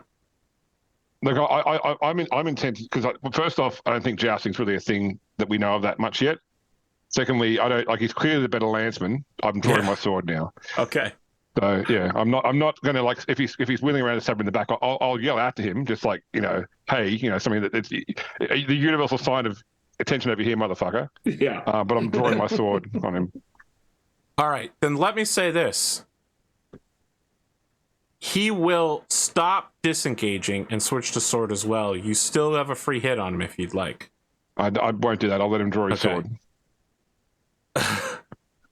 Well, unfortunately, his passion only applies to lance because passion only applies to the original skill. The great news, though, is that his sword skill is still pretty good. Yeah. His sword looks well taken care of for a sword of its age. It's clear that this sword has seen some real shit and has been battered. I wouldn't say it's like chipped, like, it's about to break any second, but it definitely looks a sword that's seen real use in combat. He will sword you. That is a success. Since I switched to a new skill, may I attempt to impassion on a different passion then? I'll try the loyalty of Lord now, if that's okay with you. Sure. All right. You're desperate to not die, huh? I missed out by one now. Oh. And that'll be now. Yeah, that'll be a -5, I believe. Yeah. Because that actually is a passion that I'm famous for. Famous for, yep. So you are melancholy. You lose a point of passion. Okay, but there's no penalty on the rolls, though. Okay. That's correct. All right, so lose point of loyalty, Lord. Okay, and so I'm just making my regular sword roll now. No, missed. So close. Okay. That is a success. Yep. What is his regular damage? I doubt it's as good as Charger. I mean, Charger's real sick. No, indeed it is not. It is not a good thing to be old in Pendragon, my friends. 10 No, it is not. Not good enough to get anything done here. Yep.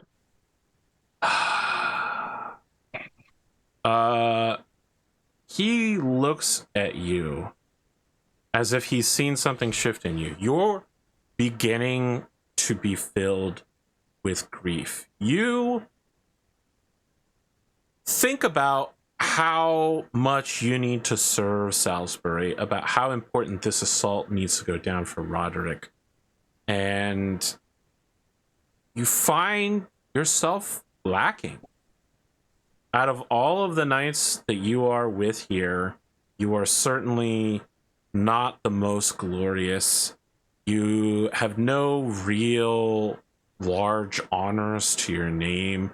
Roderick is a very serious knight, and it's not that he has a cohort of like young knights. He has a lot of older, experienced, wise knights, and you are not in this battle. You're not making a name for yourself against someone who is clearly quite advanced. Is this man a knight?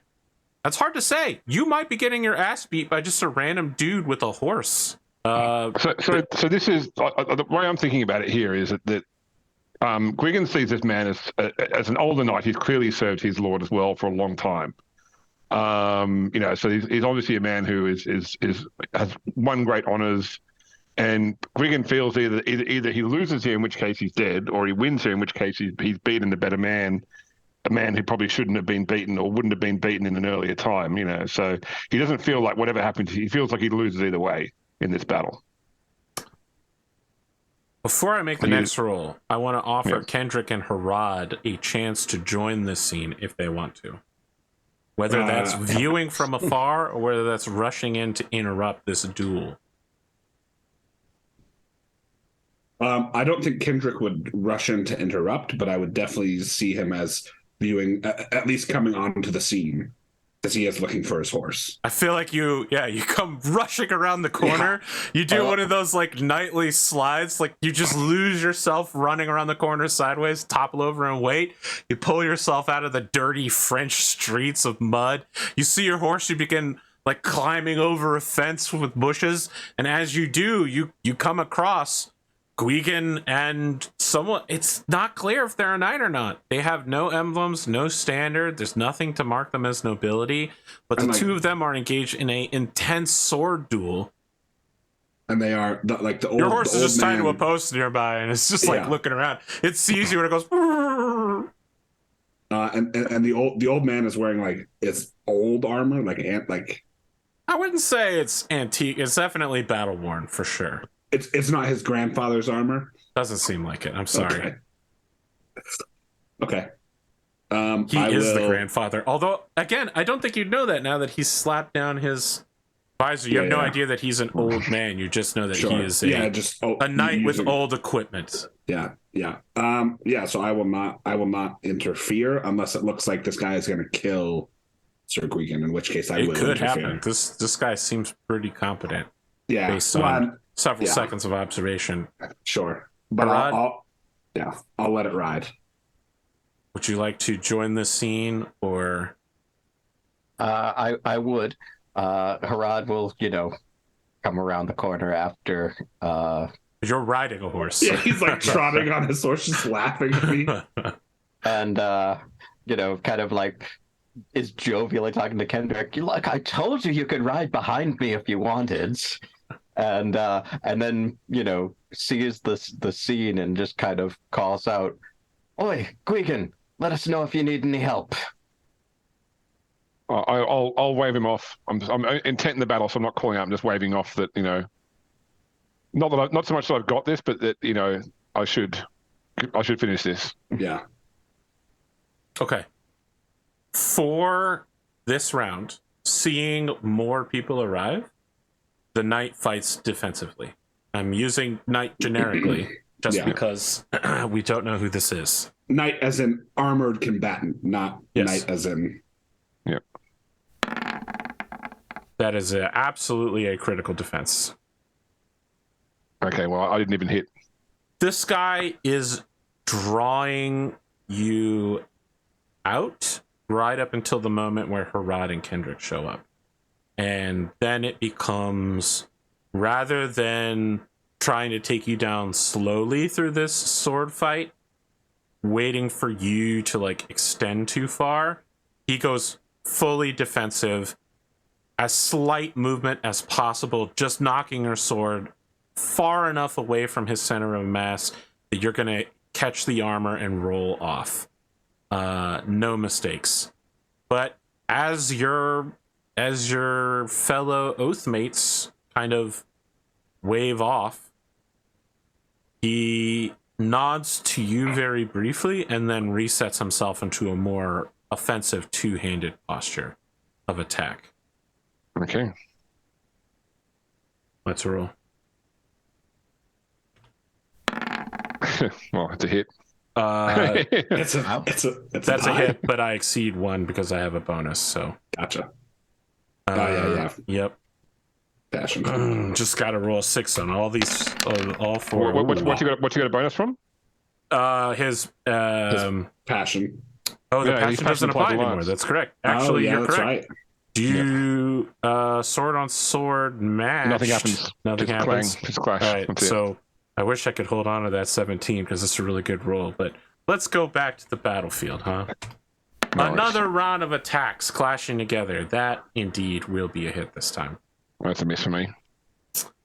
Well. Oh, 17. 17. 17. 17! So I take 4 wounds. I need to make a horsemanship check. Oh, No, I don't have a shield because I failed my roll. So I need to make a horsemanship check. Yeah, because you I'm have to good. get a partial success. Yep. At All right, some I'm point, he moves his left hand to like get a grip on his sword and is using it to start battering you. And he pushes past your shield, like your whole shield arm folds in as he begins hitting you at a particular point in your armor, and it slightly caves in right on your chest, and you're having a little bit of trouble breathing as like every time you breathe in, the sharp edge of like this damage is biting into your skin. It's not great. All right, He's let's keep giving going. you a level gaze through his anachronistic full helmet with the slits. That is a hit. That's it. That's a better hit. Okay. He will get his full armor and shield. He deflects it, Terrible roll. but he does need to make a horsemanship roll. 15. Yes. All right, keep going. Yes. That's another 1. Critical. Skills a 19, hits a 19. Yep. Come on, 86. We're going to get 2 James characters the intro years. 2 James character, 27. That's not super big, but... Okay, so I'll take 8 damage from that. 8 damage from that?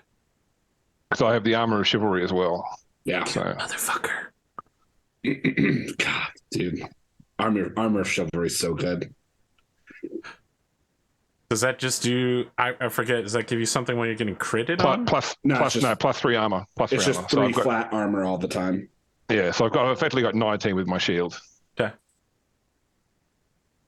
All right, so that's not a major wound. I do need to roll to see if I'm on a horse, though. I'm not.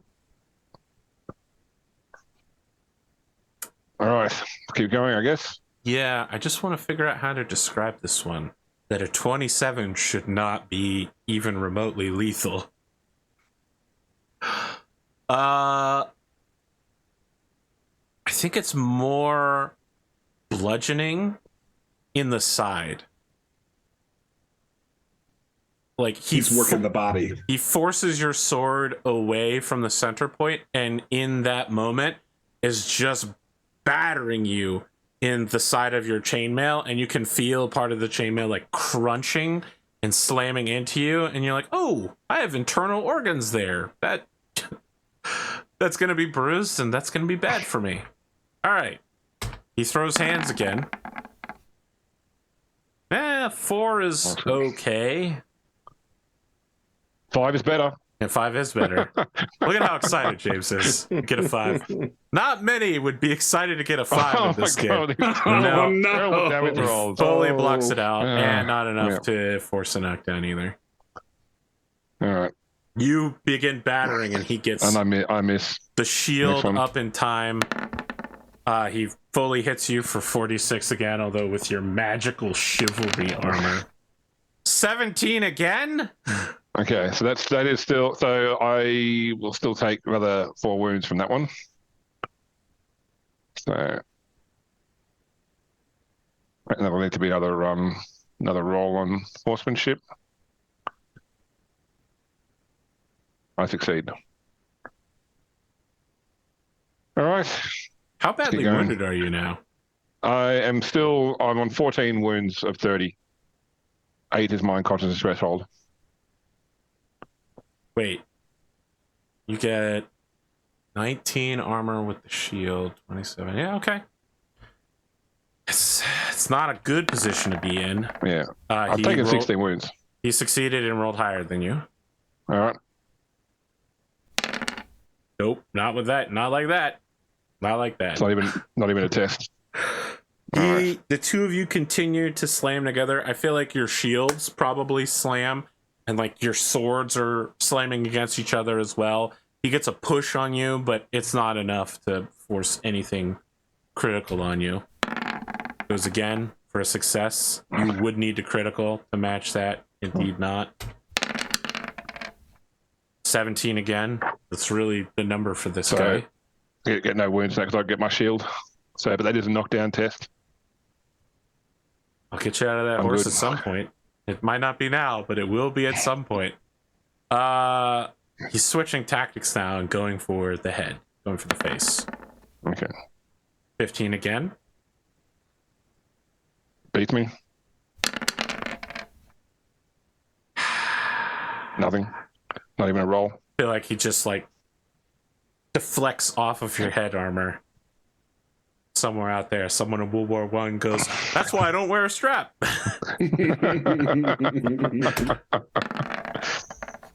right. Oh, I almost rolled onto a 20, which would have been disastrous. Fuck's sake. Okay. Nope, no, that's a success beat me again. I am curious how the rest of you feel about this fight. It is extending much longer than a normal fight would.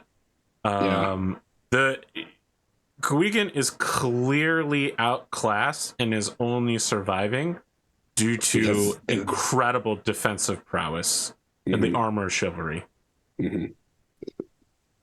I'll only be melancholy for D6 plus 5 days. Eventually, it may run out during this battle. I don't know that I'd necessarily say Kendric is impatient, but and not having seen that this knight is an old man, he's like, go on, Gwgan, finish him off. What are you waiting for? This man hasn't been hit yet. Yeah, I know. In a significant way. Okay. But Kendric doesn't know that Gwgan is fighting a man who's probably like twice his age. 18, James. 18. All right. I can't beat that when I can try and succeed. You definitely want to get I do shield. succeed. For sure. Yeah, I do succeed. Yeah. No, nothing. It is a knockdown test, though. I'm going to get that horse. Oh, I'm off my horse. There it is. Yeah, there we go. There it is. So I do take 4 damage from that. When Herawd you will go look over down, at Kendric with significant PC glance. I think I'm gonna wait and see what this guy does, but Kendric is ready to intervene if he goes to finish off Gwgan.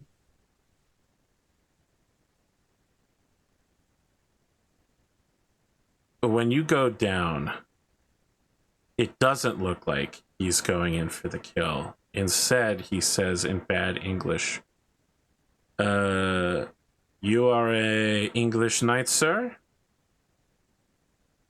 Yes, sir. "I'm not keen to kill you here. If you and your companions will simply withdraw behind your own lines, I will as well move back. I am not saying you are out of the combat. Just that my job here is to hold the line against the first charge. Well, I yield to you, sir, so I will withdraw. I cannot speak for my companions, though. They are more honorable men than me, or more glorious men than me. Are they? So he flicks his sword of the blood and then slams it home in the sheath and looks at Kendric and Herawd to see if you will agree to these terms. So he's totally defenseless in this moment. Yeah. Retreating behind our own lines, basically being go back to the camp, and the fight is just over. Behind the people invading this castle. Sure. He wants you to stop charging forward and go. Just tag or ollie Oxenfree or something. You just gotta go back behind the lines before you come back out again. Yeah. Kendric will say, "You are a skilled knight, and I will honor your agreement." I apologize, sir, if I have given that impression. I am no knight. You are a skilled fighter, then. I work for whoever has the coin. I see. What is your name, if I may? He turns his horse and begins riding away, and he says, "They call me the Harper. It is no name, but if you have coin, Harper will do." Begins riding away.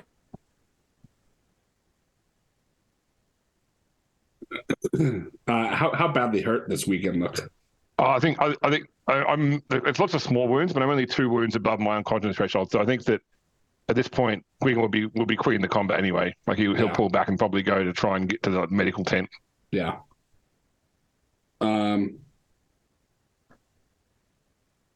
You require battlefield first aid before you get behind the lines, Gwgan. Yeah, I'm not sure how long a first aid roll takes. So yeah, I mean, if it can be done, 5 minutes, I believe. Okay, well, I've got 4 wounds that could be. So if we can spend 20 minutes, yeah, better here than them. Back at the camp with whatever that man's name was. Yeah, the Harper. No, the old man from the north. Yeah, but if the 3 of us and our squires all withdraw, as we said, back to our line, we can do it there and then fight from there. Yeah. Fighting continues for some time throughout the city, but it is more rioting and looting than engaging in combat. Once knights were free in the city, the fighting men were run down rather quickly. Can I trouble you for 4 first aid rolls, Glimo? Certainly. There's 1. Just turn the roller off. There we go. Oh, a critical fail. So that'll do. So the first one heals D3, and the second one will deal D3. Yeah. Do I get to continue, or does that stop? Yeah, you can't know because it's one for each wound. One for each wound. All right. That one succeeds. Third one's last good. One. And 4th one. Okay, so I'll get 2d3 back and 1d3 damage. All right, here's the first D3. Okay. Full heal. Nice. Here's the second D3. It's only okay, one. So makes it worse. 1. And the one other next heal. And the last heal is another full 3. Nice. Nice. So okay. you get 5 back. Yep.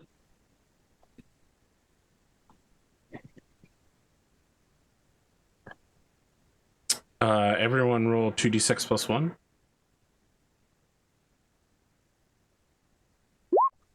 5. 9. That is how many pounds silver in raid loot you bring out with you as your part of and share of the treasure of Bayou. I have a bit more math I was working on, but I will jump to doing this scene. The loot of the king is brought forward by mule and ox cart and taken to the dockyard of Bayou, where the fleet has assembled from down coast. The sailors are ashore getting drunk on the wharf front on Frankish wine. foot troops are carrying goods to the docks, and the knights are assigned to guard important installations and people. You find yourself guarding a intersection when Praetor Siagrius rides with his British escort and 20 Roman citizens who are also cavalrymen riding throughout the city, and they meet with Crown Prince Maddock. Maddock is walking through the square that you are guarding when Siagrius dismounts with a cape flourish. This guy is 100% extra, you sense, just based off of behavior. He snaps his fingers, and one of the cavalrymen announces his approach via bugler. And Siagrius kneels before Maddock and with a loud voice says, "Battle awaits us, sire. The Franks march on my army at Rowan. Let us meet them and destroy them as your father swore." Maddock drums his fingers on his sword, and there is suddenly a shift in the air around you. It's not a smell, but it's more like an intention. As the prince says, "We will not. We have enemies at our borders and traitors at the west. We depart on the next tide." Siagrius goes pale and rises from his kneeling position and says, "Your father swore that he..." And the prince says, "I am not my father." The praetor, Siagrius, sees, then rises and holds his sword up and says, "Victory to the honorable! We go and leave poison behind us!"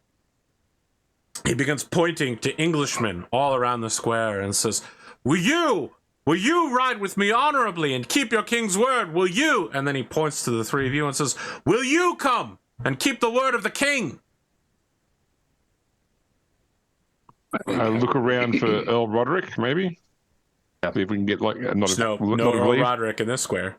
Okay. I think as he sees Sir Gwgan looking around, Kendric just like subtly like puts a hand on his forearm, like having known that this was the case, like, and then just lets Siagrius ride away. As he rides away, Roderick rides up in between the three of you and says, "That's good, because we're leaving. You should go find your ship immediately." Thank you, my lord. As ordered, my lord. Yes, Lord.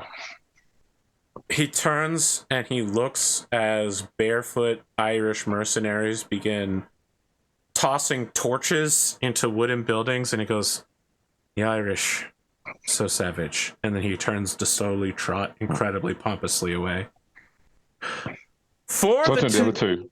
So what is? Well, I was what going about? to say, for the two of you, you have a Gwgan who is now in a deep depression, contemplating his failure not only in battle, but in service to his lord. Like, now that the adrenaline's out of him, and the three of you are getting on the boat, he's basically 10 seconds away from collapsing. Is it years of stress, lack of vitamin D? Is it the pandemic? I think it's also... It's the heat. It's the I think it's also in shock over the fact that they're not going with the king's original word. Like, he can't reconcile how the prince can change the king's words and how the earl is so ready to accept that. So that will push him into a deep melancholy. Not very honorable, is it? Yeah. On the other hand, if a prince goes against it, how can an earl go against the prince that's in front of him? That's true. So it's 9 days I'll be melancholy for. Oh man, you rolled real bad. You rolled the top half of the bad. Oh man. The whole time Gwent is Thank with God you. It's a long ship ride. It's not that long, but yeah, it's not great. You guys are like leaving the next day, just to be clear. Like, in a masterful tactic, Maddox has perfectly timed the return across the British Sea to work out perfectly for him. And I think that's where we're going to take our break, is just like, I feel like maybe a little seasick Gwgan vomiting over the edge, looking completely morose, narcosing his way. Like, we get him on the poop deck of the boat looking back out towards France. We get him at the front of the boat looking towards England. We get him like at the main mast of the fishing boat, just like looking out to the sea. He just looks sad and contemplative everywhere he goes. It's just constant binary sunset. But only like the first 3 measures, because it's constantly shifting.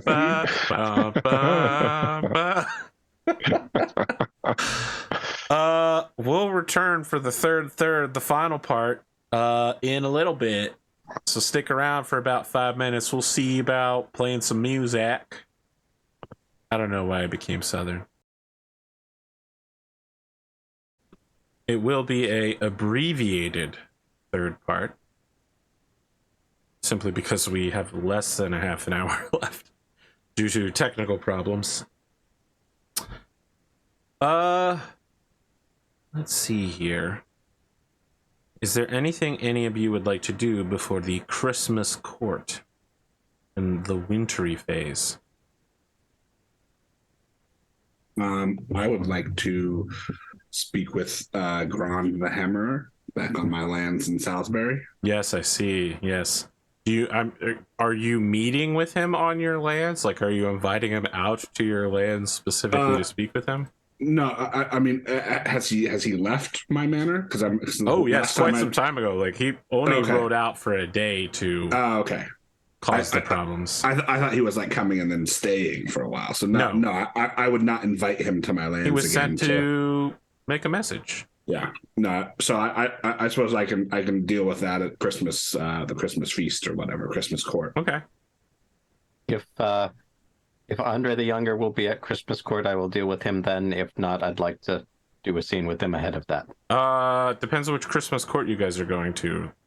He will be at the Salisbury court, not the royal court. I think that Gwgan will definitely be pushing for the Salisbury court. I think he's probably a little bit despondent at the Royals at the moment. But once again, we'll go with the group. James immediately succumbing to peer pressure. Gwgan is the least glorious. So, I feel like Herawd owes more allegiance to Roderick than to Uther at this point. So if Roderick is having his own court for Christmas, then Herawd would want to attend that. I just want to... Roderick is your liege lord, so you actually do owe him more loyalty than you owe Uther. When it comes in orders of priority, you go with your liege lord first. Excellent. And Kendric sees no reason to attend the royal court. Not going to suck up to your betters? No. Instead, you go with Gwgan the Sad back home? Very well. At the Salisbury court, it's been a good year. The Earl prepares a statement for everyone, as there are many questions about the prince's treachery. Roderick looks at everyone and says, "The prince will do what he does. Sometimes seems as if kings are exempt from the normal laws of humanity. It's not our place to question them, no matter how iniquitous it may seem. After all, his actions were for the good of Britain. The plunder will help the empty treasury, and King Claudius won't hate us any more than he already does."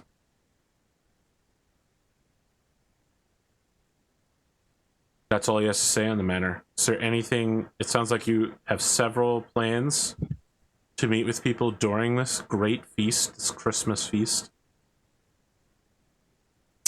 Elliston is absent. He spends the entire feast in the cathedral praying at Sarum Castle. Well, The boy is a Christian. They do like their prayers. There are many Christians in this hall. None of them are praying. Would you like me to check on him?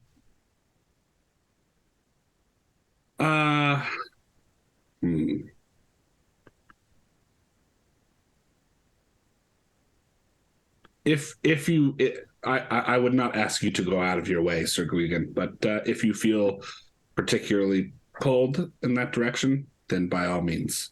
That's not a bother at all. I'm happy to check on him. Well, let me ask first. I mean, I can ask Gwent if Gwent knows for why he is so pensive, but otherwise I'm happy to talk to him in the church. Yeah. They are squires together, so Gwent may have some idea, but... All right, I'll nod Gwen over. Yeah, Gwent comes over and stands next to you, arms behind his back. He's just got a simple shirt and trousers on. Yes? It's word has come my way that Ellison is spending all his time praying in the church. Has he mentioned anything to you about what weighs him on his mind right now? No, he's not particularly Christian, but there has been many topics weighing on his mind as of late. He's been distracted, and for most of the year, really. I'll go speak with him. Thank you, Gwent. He gives you a strange nod, and then... Meanwhile, I'm going to make my own devotions to Gleifnu. And Herawd heads off in search of a tankard of ale and Andre the Younger. Yep. Herawd looks like he's about to drop his first album straight out of Serum.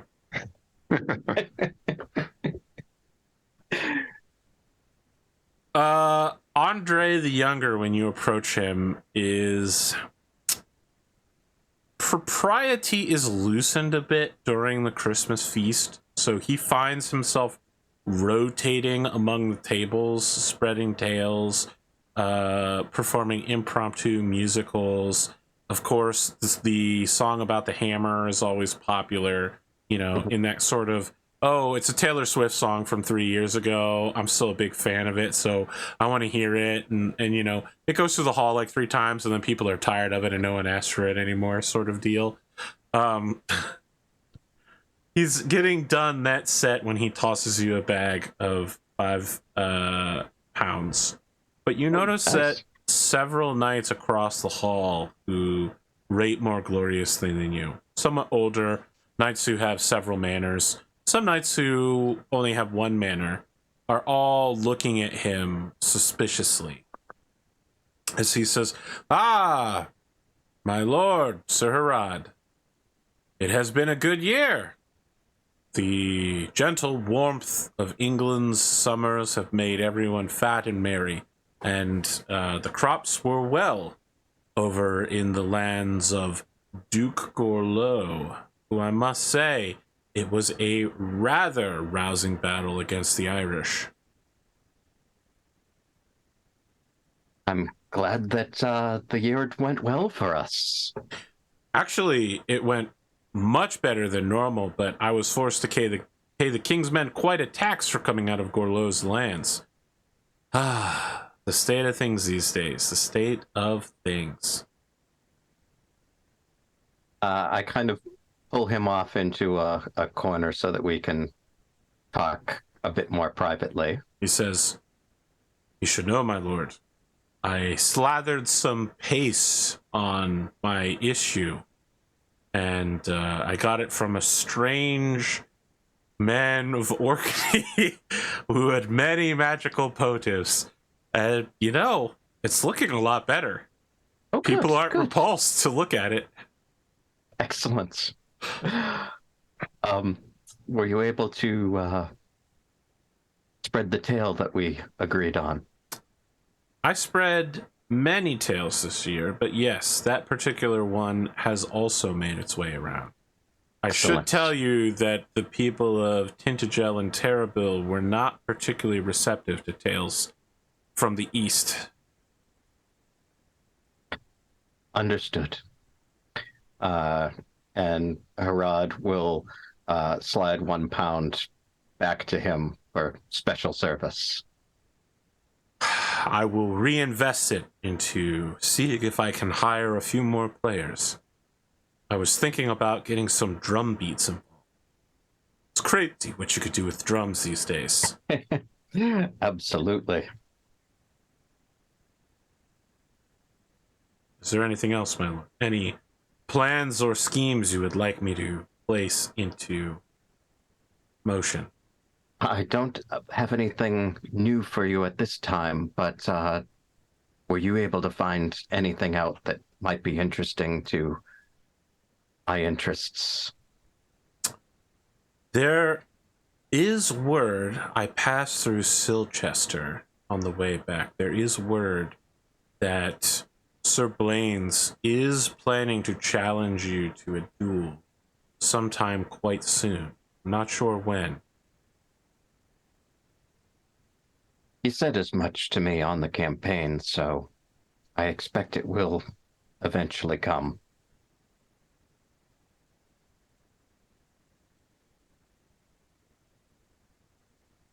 Any other interesting news out of Silchester? I fear, my lord, that I have heard of how you fight and I've heard of how he fights. I beg you to find a second. They say Kendric the Tall, the Hammerer, may be a good choice. He always has my back, so... The small folk have basically written you off already, as if you were Walking Dead. Interesting to hear. You are not well renowned for your sword prowess. It is a fair Sir enough Blaine's is. criticism.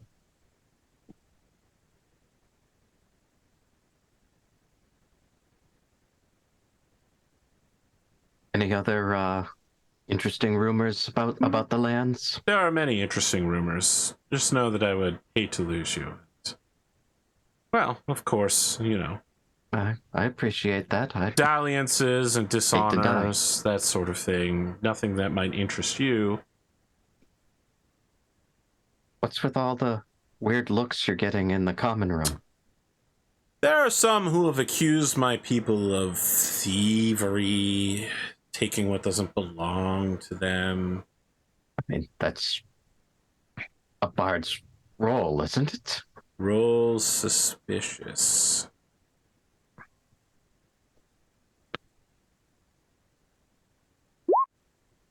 14 on a 16. This motherfucker's troop is absolutely stealing from towns that they pass through. 100%. You can see it in his smug condescendingness. And more than that, you think he's been doing it for years without you noticing.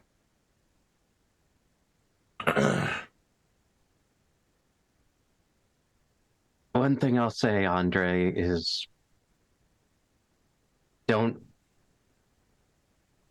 make one of the lords in a hostile territory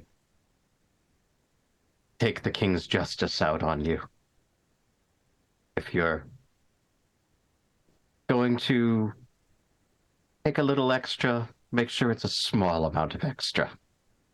Kind of pales a little bit and takes a step back and says, yes, I'm sure I don't know what you're talking about, but I suppose that when you hear the name Andre the Younger, you'll hear temperance and valor. Yes.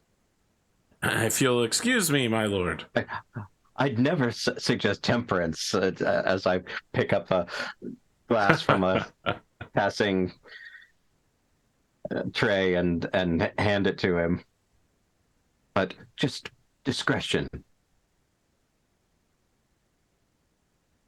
I understand that there's the entertainer's share. Just make sure that it's small enough that no one minds. This guy's panicking for sure. I mean, getting caught was not part of the agenda.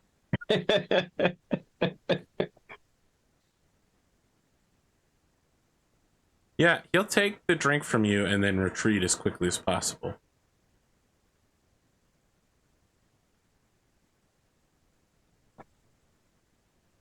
Very well. Kendric, let's hop over to you. You got Yeah. plans. You got people you want to meet. Yeah, I'd like to speak with Grand. The I Hammerer. believe, to use his full terminology, you mean Grand the Black Hammerer? The Black Hammerer, yeah. Yes, of course. Grand is present. He is with Santoro, Aedwin, Angwin, and his sister. He seems to be bragging loudly about his escapades with a vassal knight, one of Roderick's vassal knight's daughters, and his. Just to be clear, I don't mean like sexual escapades. I mean he's doing a good job of wooing her flirtatiously. Although, given the tale that you're hearing, his wooing is like, and that's when I pulled his guts out in front of him and waved them in front of his face. And you're like, what kind of woman would be entertained by this? The kind of woman that Grand the Black Hammerer would pursue, apparently. Yeah. He is not a knight, correct? He's still too young? Or is he a It's knight? not even, I mean, Santoro is the only knight. Okay. Aedwin is a merchant. Angwin is a priest. And Grand is just the youngest son. So, Yeah. you know. Grand, if you have a moment of time, I would like to speak with you. He chuckles and, you know, he's at the real far, far end of the hall, as far away from the lords as you can get. His brothers have come back to him so that they can all sit together. But he stands as if to follow you if you wanted to go somewhere. Yeah, we'll just step off to the side for a little He bit. leaves his drink there, and, you know, his brothers take a look and like wave at you, just letting you know that they know that you're all together. Yeah. He steps to the side with you. It smells warm in here and dry. Good drink, lots of food, mostly again dry food, pastries, salted meats. As the two of you step into a dark corner together. Sure. I think I'll say to him, what was your goal with the actions you have taken on my lands? I was told to send a message, so I did. And what was that message? Violence. It's a language men like Blaine speak. Indeed. It is also one that I speak. I invite you to send a equally verbose message. I believe my style is more to the point. But if you want to use a sword to do it, go ahead. Correct me if I'm. This is above the table. These were Silchester peasants, right? That were strung up on these. Yeah. Okay.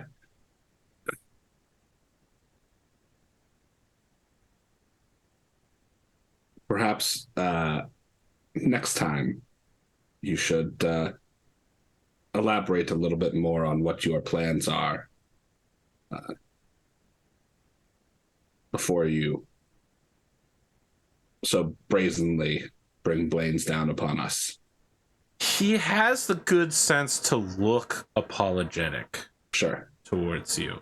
I mean, I don't think there's a role required to know that Kendric is like, yeah, this dude doesn't give a shit. Yeah. Because, I mean, Kendric also really doesn't super care, other than, you know, it was done without his approval, or was done with his You approval. did give him permission to go on your lands and send but a message. I didn't know he was going to go, string up a bunch of peasants. I'll say, Make an extremely Christian show of it? No, you didn't. Yeah. Well, if your objective was to make Blaine's angry, objective achieved.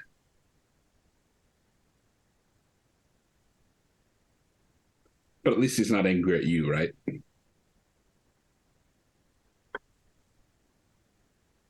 It gives you a small smirk. Mhm. I thought so. You can go back to your table now. Of course, man. He knows who it came from. He knows. Well, He just hates all of us. that's probably true. He heads back to his table, and when he gets there, his brothers all clap him on the back and laugh and give a small cheer. It's clear that everyone knew this conversation was incoming. Yeah, and you know that it doesn't change any of the outcomes. It just it. I was a mean, Gron conversation isn't that- dead at the end of it, so it went well for him. Yeah. And then I think I would like to seek out Sir Herawd. I want to cut to what Gwgan is doing now that we've Sure. got James back, just in case So I was there going is. to the church to see Elliston. Yes, Elliston. You find Elliston muttering to himself, praying in the cathedral alone. All right. First thing I'll do is I'll go and like kneel beside him and also offer a prayer too. Okay. Like, you know, I was here to pray anyway. Just that, but then sort of I'll turn to him. How are things going? So Gwgan, it's been a difficult time. You know, there's much that's weighing on my mind. I will be a knight soon, of course. And the training is hard, and when we're back at the castle, there's much to do. Is there anything in particular that troubles you? The other squires have noticed your activities this year. We're here to help. That's the whole point of knights and squires, is to us to help you.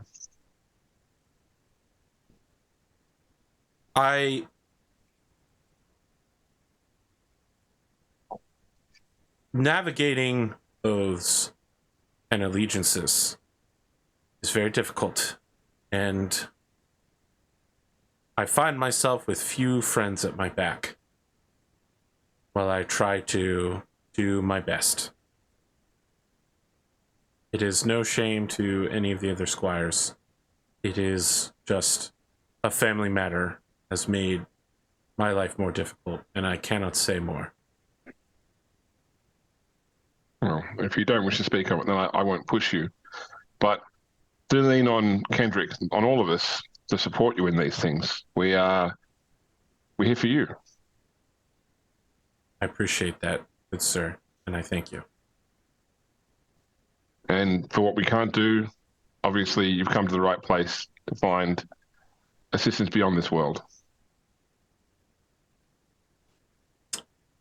I can only hope that I receive the kind of wisdom I'm looking for from the Lord Christ. And remember the trinary. Remember the Father, the Son, and the Holy Spirit are all there to help us. And also the Virgin Mary. When I find myself in times of trouble, Mother Mary comes to me. Yeah. I knew something was up as soon as you mentioned the Virgin Mary. I just didn't think that far ahead. I knew it'd be some shit, James. Yep. Herawd, a page comes up to you who's like 12, and he just says, "Excuse me, there is someone who would like to see you outside the castle gates."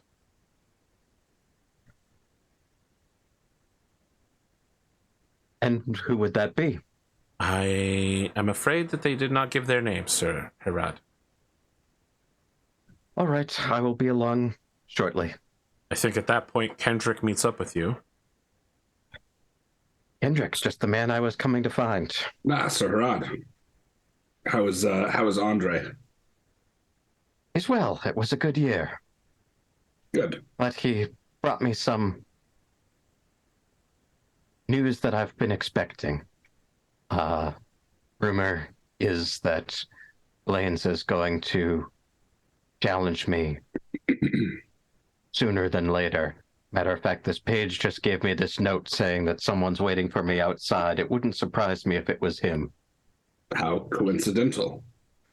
I was also coming to speak with you about Sir Blaine's. If you need a champion, I would be more than happy to intervene on your behalf. That's more than I could have asked for. I was only going to ask if you would stand as my second, but if you're willing to fight on behalf of my honor, that's... Oh, yes. To kill Blaine's? Absolutely. Well, let's go see who's waiting for us then. See if this will be a I sure merry hope it's Sir Yuletide for Blaine. us. Okay. As you go outside, there is a man standing in the rising moonlight on the humble snows outside, well-trod ground. He's loosened his right gauntlet. It is, as you suspected, a Christmas Eve miracle. Sir Blaine's has appeared here to challenge you.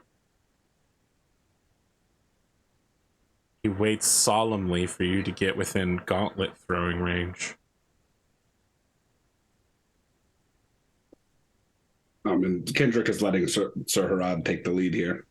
I will step up and say, Sir Blaine said a He merry slaps you in the Yule to face you. immediately. Like, you're like, Sir Blaine's... Oh, he fucking decimates you with a full-strength slap with an armor gauntlet. He hits him with a mailed gauntlet. Yeah, he's Amazing. holding it, but he just whap. It absolutely draws blood and breaks your nose. I challenge you.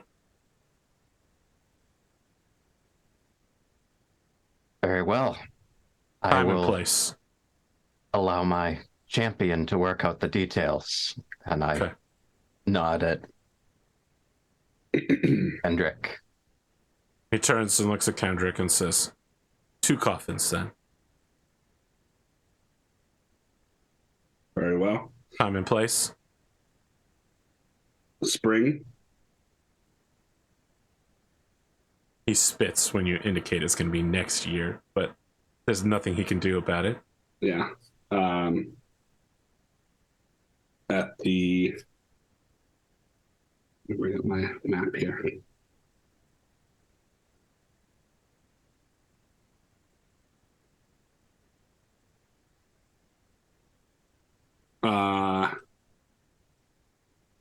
Herawd kind of whispers under his breath, Pentecostal feast entertainment? No. I'll not have bloodshed over the solstice. But on the road outside Duplain, where it crosses the river. Okay. He taps his belt and he says, bring a sword. I'll bring whatever weapon I please. Well, choose something nice to die in. I could say the same to you. He looks at your clothing up and down and he goes, not bad. I mean, this is the +1 appearance clothing. Yes. Yeah. Yeah. Like I said, he said not bad. He did a fit check on you and he did a dunk on you. Yeah, I went, okay. He calls over his squire so that he can go ride back home through the night. Yeah, I think that's what Kendric says too, is like, have a good ride back to Silchester. Have a nice last Christmas. I'm not your bro, guy.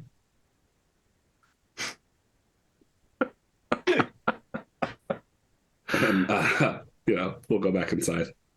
Sure, he continues to ride off. And I feel like that will be the end of this episode, and the start of next episode will be Winter Phase 488. Hell yeah. It's always good to start on spreadsheets. That's how you know people get revved up in for that hot dice action, is when we stop everything we're doing and slowly tick off spreadsheets. Make sure that you have checked any combat skill that you criticaled with so far. All of you can also take a check in Valorous for your actions at being part of the Vanguard, the first to assault Bayou.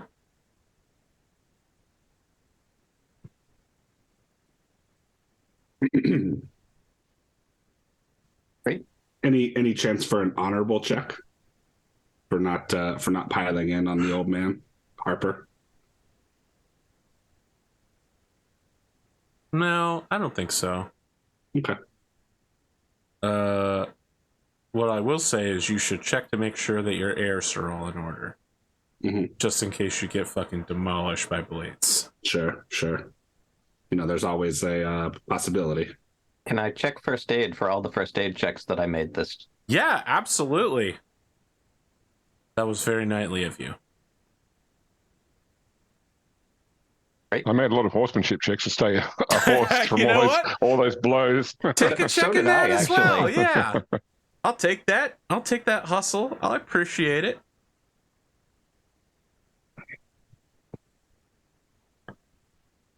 Any closing thoughts here about this episode, this year, this chapter of our lives, life in general?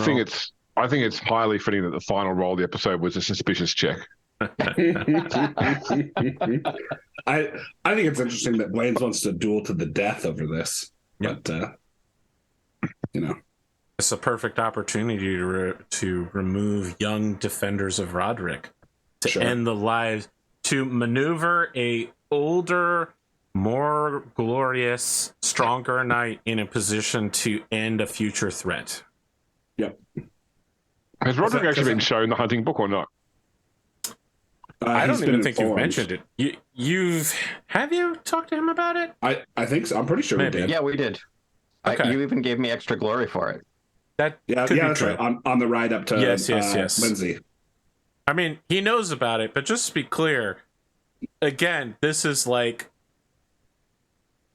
early ass spycraft between people, right? Where they're like, yes, we will encipher the code by changing an A for an E, and then each alphabet letter will give it a +4. And they're like, no one will ever see through this incredible plot. But remember, these are people whose basic lives involved everyone. They needed 40 people to do everything for them. And, they thought, hey, at the very least, I'll go out doing a sword duel with someone of the same social status as me, right? Yeah. I've been playing a lot of the community rooms in Escape Simulator, and some people's ideas of tough puzzles. That's about it. Yeah. Let a substitution like that. Well, I mean, that's the hard part about writing puzzles, right? Like, not only is it from your point of view, but finding something that's challenging for everybody is extremely difficult. Like, you can make puzzles that are near unsolvable, but what's the point then if no one can solve them? Yep. So now that I'm locked into this duel to the death, what's Roderick's or what's Blaine's sword? I don't feel like I need to reveal that. Okay. It shall be shown at the time and place that it is useful for. All I'll say is you better use your end of year shit to armor yourself up, brother. Yeah. You better hope that you become a chivalrous knight this year. Nah, man, I'm banking on getting that first win and just one shot again. Because I roll 8d6 with the mace. I guess you better hope that you hit first and hit hardest. Yep. That's the plan. It'll be something. Yep. Well, Glimo, this is the point where we traditionally do outros, just in case you wanted to throw that in there. I don't have anything for I'd hate this to week. end. I've got too much. You see it Thieving tomorrow? Maybe, probably not. Next weekend is community weekend, so I'll probably try to get on then. I see. I thought it was this weekend. That's why I've been mentioning it. Yeah. Just a reminder, I'm out the next 2 weeks. So that means the duel has to wait 3 weeks. Yep. Oh boy. That's assuming nothing happens in those next 2 weeks too. I've seen Oath of Ender Steel. I know how this works. 2 months later, we sit down and we go, "Who's Blaine's again?" Yeah. What were we doing? Why were we fighting him? Why was he mad at me? Oh, I know why he's fighting you. Yeah. The chivalrous order of Cobra Kai: strike first, strike hard, pray for a crit. You better pray for a crit. Yeah. very well. That's it. This is the end. This is the end.